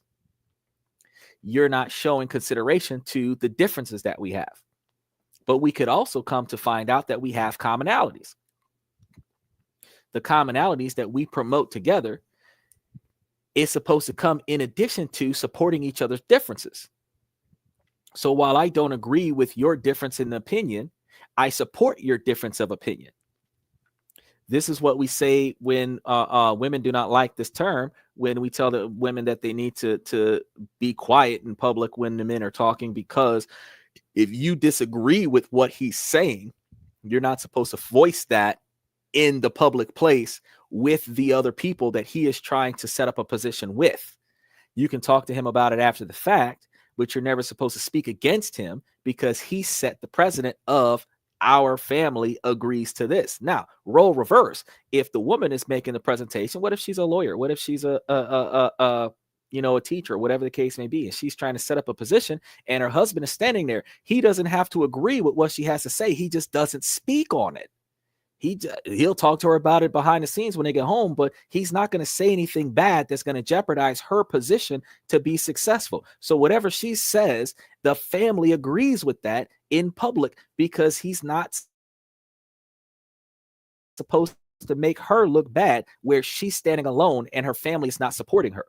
The same way, the woman is not supposed to say anything to contradict the man to make the man look bad where the man is standing alone and his family's not supporting him on that. When you look at it like that, ladies, y'all could say, well, shit, I ain't never thought about it like that. I would not want my man to make me look stupid and second guess what I say. Therefore, I'm not going to make him look bad and contradict what he says. We can talk about this at the house. That way we're on the same understanding the next time we talk about this, but I'm not going to contradict my partner. And you'll come to find, ladies, think about this. In the court of law, a wife is not allowed to testify against her husband. You ain't supposed to talk bad about your partner. A husband is not allowed to testify against his wife. So the only time that's really allowed is in divorce court. But in criminal court, the wife can't be a witness against the husband. Girlfriends, yeah, that's fine. Hookups, escorts, side chicks, yeah, that's fine. But the wife is not testifying against the husband, cannot be utilized as a character witness against the husband. The wife can only be excluded as an accomplice, but she's not testifying against her husband. And he's not testifying against his wife. So if you understand that that's how the laws are written in this country, you understand that socially it's unacceptable for a husband or a wife, a boyfriend or a girlfriend to contradict their partner in public. So if he says something stupid, don't question it. Let that stupidity ride. Stand on whatever platform he's standing on with pride. Then when the situation is over, you're able to take a sidebar, enlighten him on that stupidity so that he don't make that stupid move again. That's how you do it. Now, if you want to be a partner, you can coach him on some of the stuff that's going to happen before it happens, and you can let him know, hey, don't talk on this topic. Because truth, some very successful women give their husbands advice and their husbands listen to it, go out on the stage, and they do not make a fool out of themselves because they listen to their wife. But that's not because the women are always in charge. It's because the women are stepping back, saying nothing, watching the response of the crowd, listening to what's going on, and then whispering in his ear the success he needs to hear. The only way that you can do that is if you shut up and watch and listen. But if you don't, if you're always talking, you can't hear what anybody else is saying while you're talking. So if you are talking and he is talking, neither one of you is listening. So neither one of you are paying attention to the ambush. Neither one of you are paying attention to the ability to be defrauded by the other side. Neither one of you are paying attention to the catastrophic failure that is about to happen because he's talking and you're talking too. But when he's talking, you're listening. And when you're talking, he's listening. Y'all are both paying attention to your surroundings to make sure that you both succeed. Doesn't matter what it is. It doesn't matter if it's a dinner. It doesn't matter if it's a traffic stop. It doesn't matter if it's a conference, a business deal. It doesn't matter what it is. You guys are supposed to be able to work together. Now, the ability to have more financial stability is going to increase your quality time together. Because without the constant worry about money, couples may have more mental ability and emotional energy to invest in their relationships. You will find that people that are less financially stressed out, that are spending less time dealing with stress, have more time to spend time with family. They have more time to spend time with their friends. You will come to learn that your friends don't have time for you because they've got stress on their plate. And if you want to be valuable to your friend, more often than not, you want to put more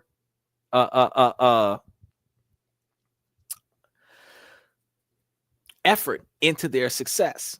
I had to think about that for a second. If you guys have shared goals, the financial freedom can allow couples to focus on those shared aspirations and dreams, strengthening their bond. It's easier for you guys to both work in the same direction than it is for us to take turns. We're going to do your side first, then we're going to do mine. Your side might take longer than we hope for. My side is still on the back burner. I start getting frustrated, or vice versa. We're going to work on my side first, then we're going to work on yours. Your side might take more investment than my side, but because my side requires a lot more reinvestment, you're going to feel frustrated that we didn't put as much into yours as we put into mine. Or I might get frustrated that we put more into yours than we put into mine. These frustrations happen. But if we have the exact same expectation or reasonably similar expectations, for example, buying a house together, you guys can buy the house together. One of you can pick it, the other one can decorate it.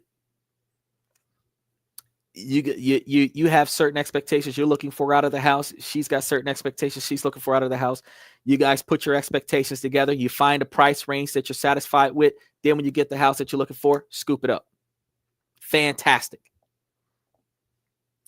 Now you both can put your money on the house. You guys are satisfied with it. Now, if you put that house in a trust, you guys can divorce. You don't have to sell the house.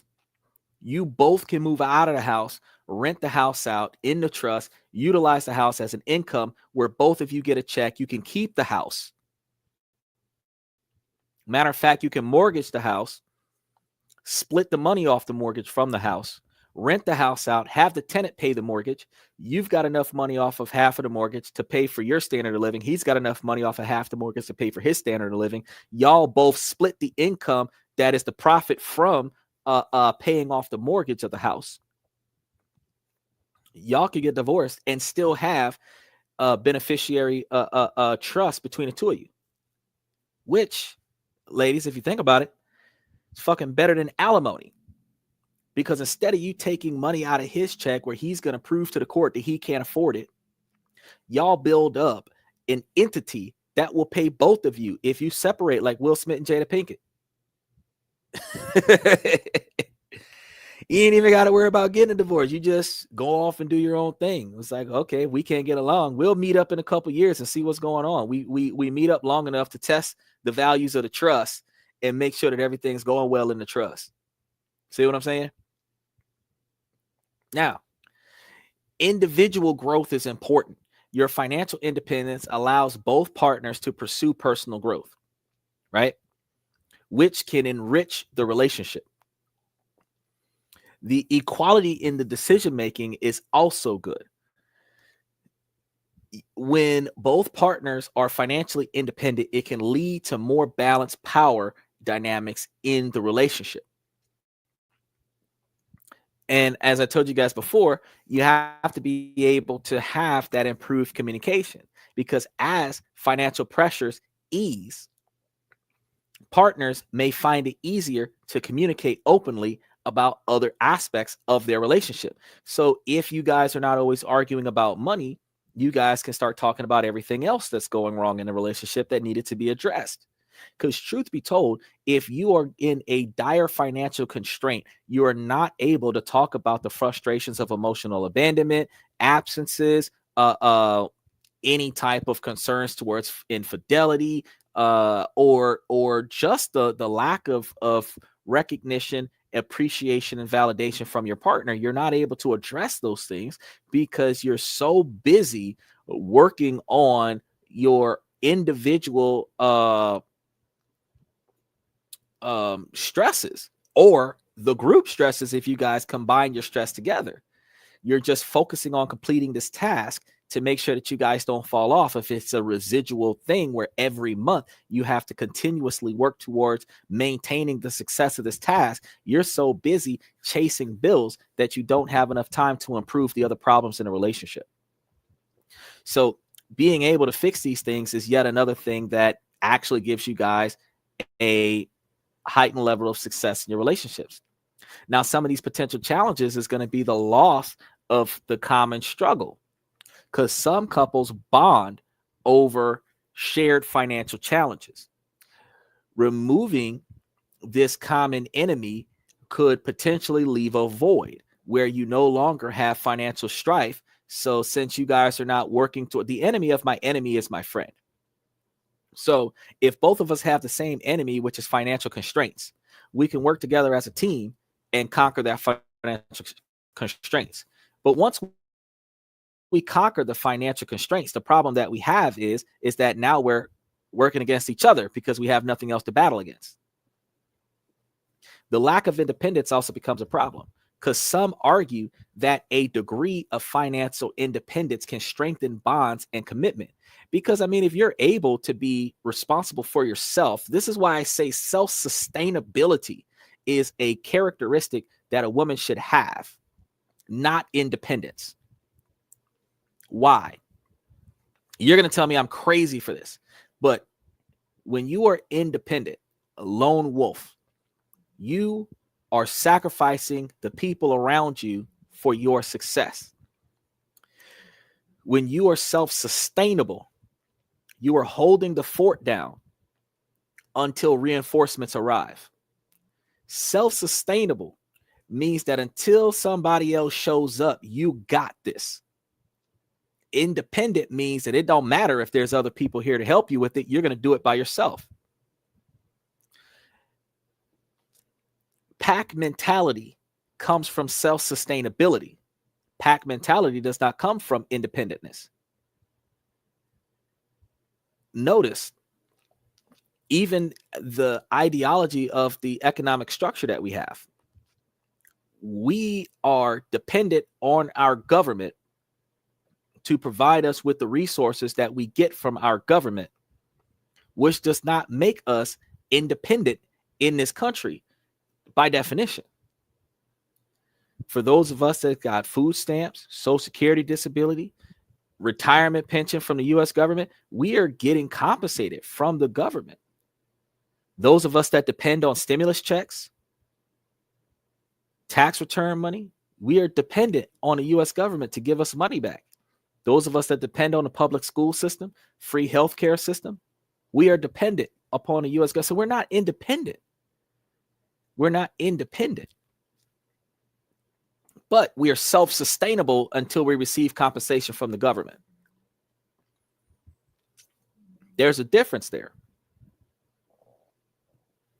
So if we are self-sustainable, we can work together for a common goal. I can hold this down until it's my turn to get compensation for a common goal. Now, there's a perspective of individualism versus partnership.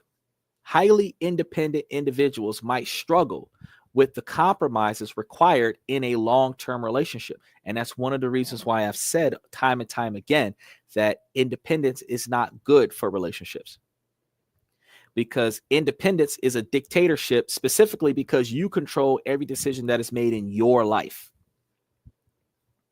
In a partnership, in a family, in a collective, it is supposed to be somewhat of a democracy, but there is going to be a level of dictatorship because the higher authority is typically the expected breadwinner, the individual that is highly contributing to the success of the pack.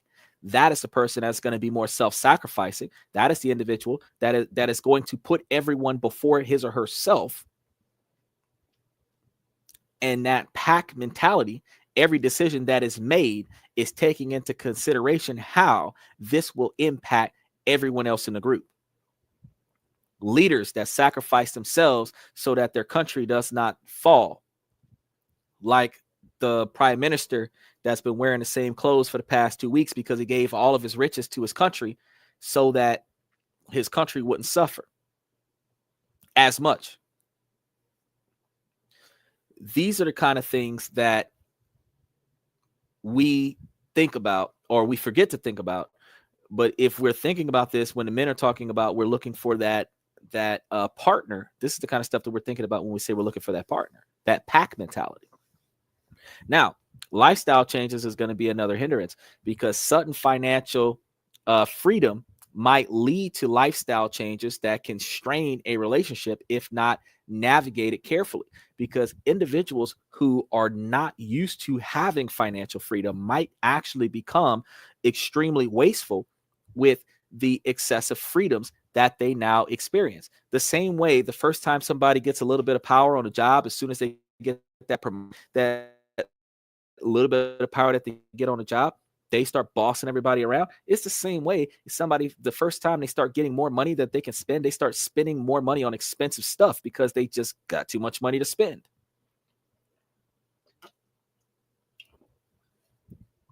Individuals also, on the other hand, who are used to having more money than they have enough time to spend, don't think about how much stuff costs. They just grab stuff.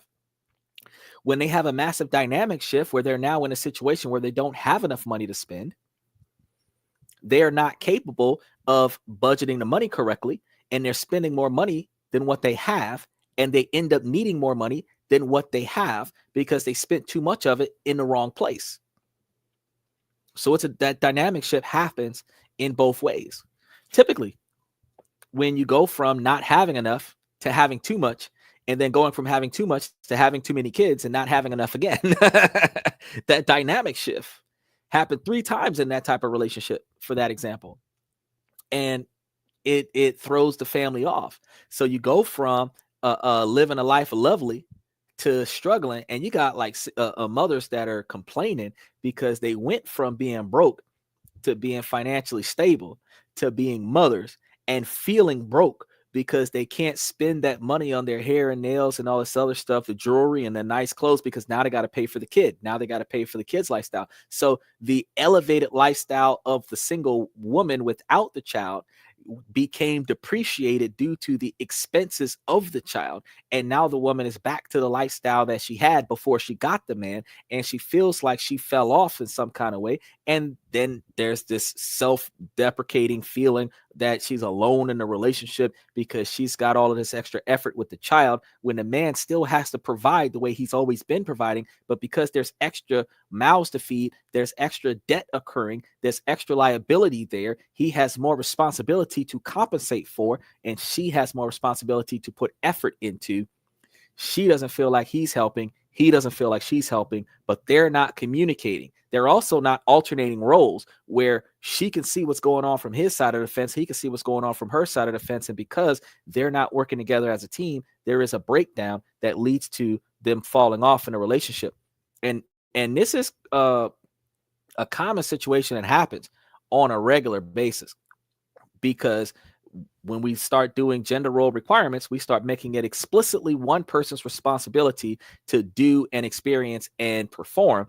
And then if we never take turns in the other person's shoes, for say, and try to experience what they're experiencing, we never come to understand what the difference is. We never come to understand, why they do what they do the way they do what they do. This also leads to unequal growth. If one partner achieves financial freedom before the other, it could create an imbalance in the relationship.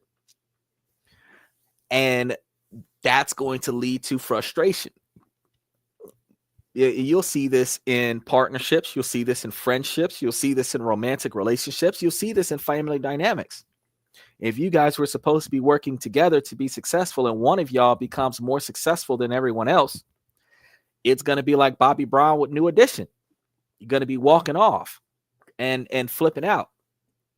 Whether it's the person that's more successful wilding out or the person who's jealous of the successes wilding out, regardless of the fact, there's going to be a scenario where there's going to be a fallout that needs to be addressed. There's also a difference in priorities. Financial independence might lead to divergent life goals or priorities, which could tension because you got more money in the bank. If people want to start going on expensive trips, they want to start traveling the world and spending extra money on expensive dinners and expensive outfits to go on these expensive dinners, but that's not necessarily what is beneficial for the long-term success of the operation. The impact of removing financial stress on emotional bonds often depends on how the couple handles the transition, their communication skills, their shared values beyond finances, and their ability to find new common goals and challenges. Their shared values will align the core values of their life goals beyond finances. Their effective communication will give them the ability to discuss and resolve conflict openly in a non-judgmental environment. Their mutual respect and appreciation for each other's independence and achievement will enhance their emotional security and emotional intelligence, where their capacity to connect on an emotional level, not just on a financial or physical one, will give more depth and meaning to the relationship. But what about those who found true love despite their financial circumstances? I think of a couple I know who met while volunteering at a local soup kitchen. They had nothing in common except their kind hearts and desire to make a difference. They fell deeply in love and eventually got married, not because of their financial stability, but because their shared values and connections. In fact, I believe that true love is not about the money. It's about the emotional connection and the shared values and the willingness to grow and evolve together. It's about finding someone who compliments you, supports you, and loves you for who you are, financial stability or not. So, what's the takeaway from all of this? True love may not be directly linked to financial freedom. Instead, it's rooted in deeper connections and emotional intimacy. Financial stability can definitely make life easier, but it's just one aspect of a healthy relationship. While removing financial stresses can certainly create a more favorable environment for strong emotional bonds, it's not a guarantee. The strength of a relationship ultimately depends on many factors beyond just financial stability. In addition, while financial independence can provide a solid foundation for long lasting love, it is not the only thing that you're going to bank on. The quality of the emotional connection, shared values, and ability to grow together will remain that crucial factor in relationship success. On the other hand, while money can influence attraction and capabilities and compatibilities, it's important to remember that lasting relationships are built on a foundation of shared values, the same emotional connection and mutual respect that goes beyond the financial considerations. Now, if you're still with me, I want to thank you guys for joining the journey and exploring all of these issues. I'd love to hear from you in the comments if you have ever found that financial freedom that has impacted your romantic relationship, or if in the event that the lack of financial freedom negatively impacted your romantic relationship. Share your experiences and insights with me. Make sure that you leave that information in the comments down below. If you guys enjoyed today's show, I want you to make sure that you continue to like and check out some of the other videos that we have on the relationships, personal growth, and financial literacy that's going to be coming up in the rest of the week. We also have tomorrow, Saturday night, we have another show coming up tomorrow night. Topics are being thrown out there. We have our Sunday night show that is the members only show that is open to the public, where we're going to be doing reviews on questions and comments from the fans. So we're going to have a plethora. Usually we go over about 10 to 15 different questions and comments from the fans. I give reactions to their statements and responses to their questions. Any other questions that are asked from the fans in the comment section, I provide responses to those as well. And then Monday, Tuesday, and Wednesday, we're going to be talking about money. We're going to be talking about how money makes money for us. We're going to be talking about how the U.S. government is changing with the Trump administration and how that's impacting us. We follow through with some of the economic impacts like the California flood and how these things have changed the dynamics in our ability to invest in things. We're going to be talking about England on Wednesday and the companies that you can invest in England specifically, and some of the debt-free interest companies that can be invested in, and the third-party platforms that invest in those companies. We talk about a different company just about every week. We talk about a different country. We're talking about offshore investments, expats investments, foreign national investments. We've talked about the gold visa that's offered in America. We've talked about the high-level visas that are in other places like Thailand, where you can buy you citizenship and get you high-level perks in other countries, where you can live the life that you want to live wherever you decide to live it, and also invest in America and other countries and make money for you. The ideology is that no matter where you put your money, no matter what you're doing with your money, you can find a way to make yourself financially successful around the world, where instead of just wanting somebody who can provide you with the life of Riley, you can provide yourself with the life of Riley and partner with somebody that wants to aid you in the lifestyle of Riley. And then you guys can travel the world together, financially successful together, where you're both contributing into your own success. And if you're the kind of person that's going to be like me and you're going to have your money in multiple countries, you have the ability, instead of packing a bunch of bags and dragging a bunch of luggage to the airport and hoping that you don't lose your luggage on the flight, you guys can literally just grab a ticket, hop on a plane, fly to another country, and buy your clothes when you get there. And if you're going to buy suitcases and bring the clothes back as souvenirs, you're bringing back all the dirty clothes that you wore when you were flying out there. and that is essentially the difference between struggling to make it work versus, making it make sense. So with that being said, I've crossed over all the information that I got for you guys today. So I want to make sure that you guys like and subscribe. I want to make sure that you guys take the opportunities to look into the membership and join the membership, see what we have to offer. Make sure that you guys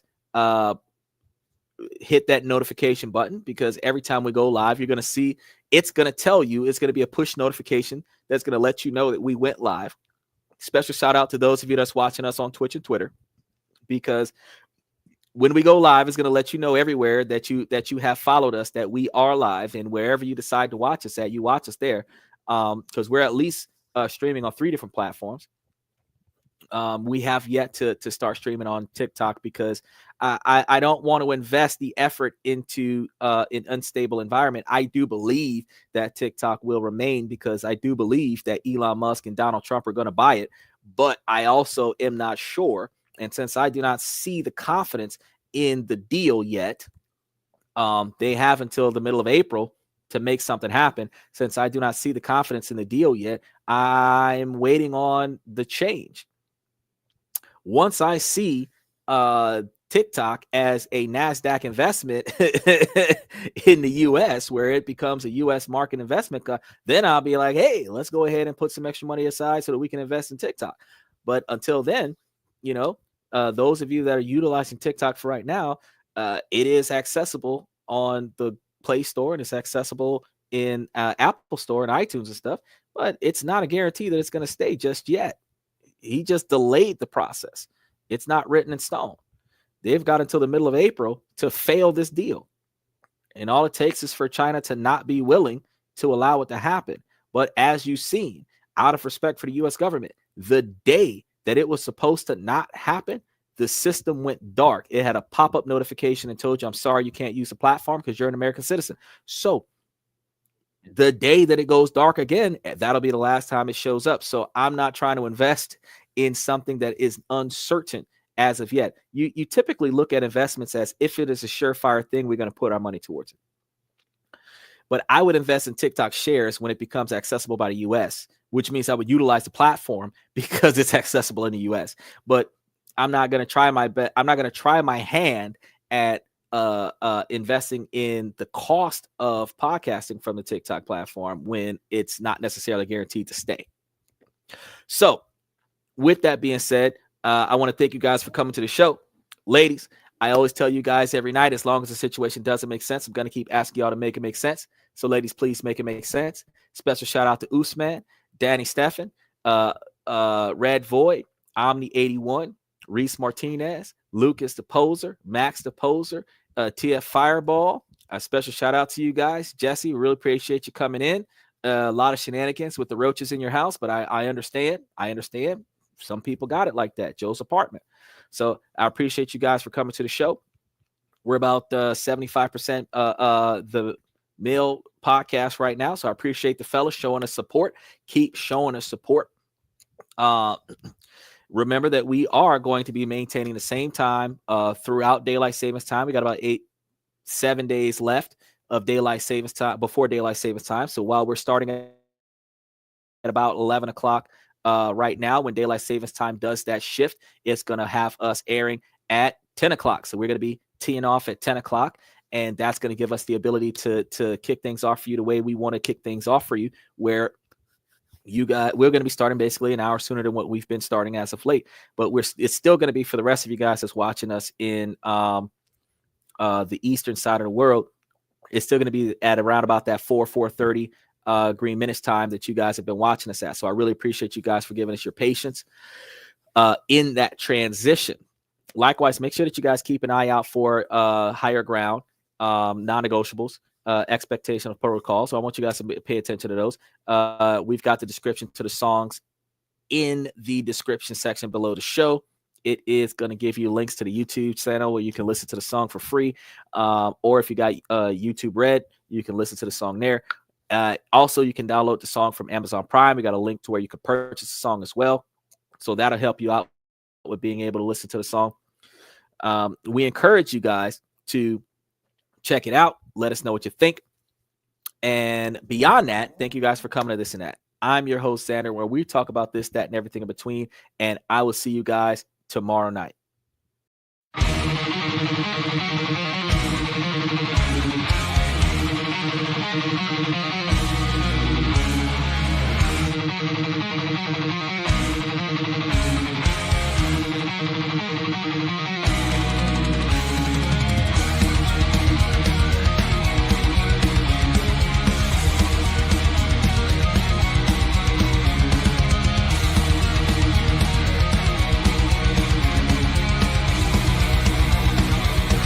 Higher ground.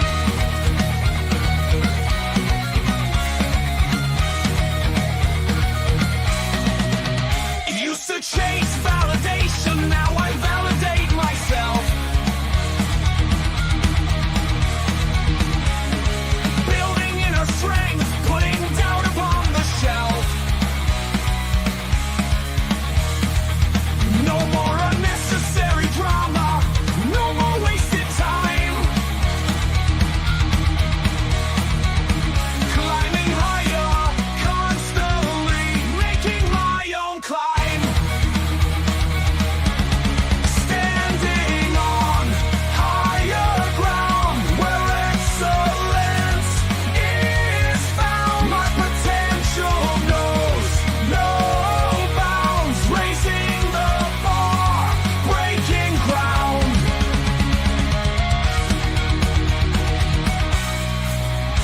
My network is my net worth. Choose your company wise. Surround yourself with eagles, not with sheep in disguise.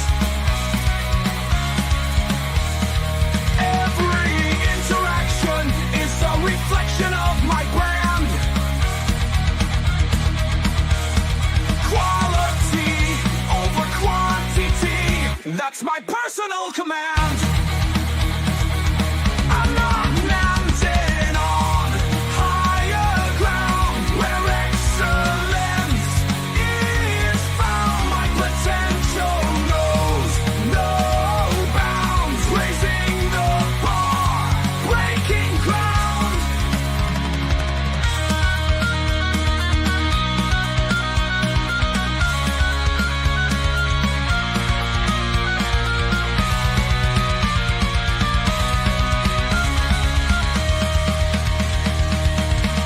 I'm not just living, I'm manifesting my vision, cutting through limitations with surgical precision. My expectations are my compass, my respect is my shield to mediocrity and chaos. I will never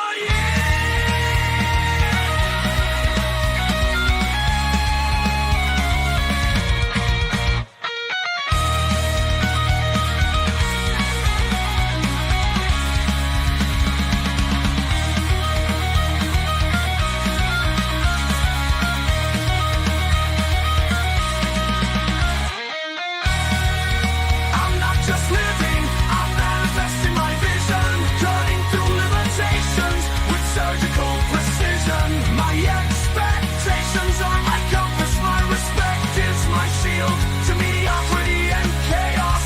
I will never yield.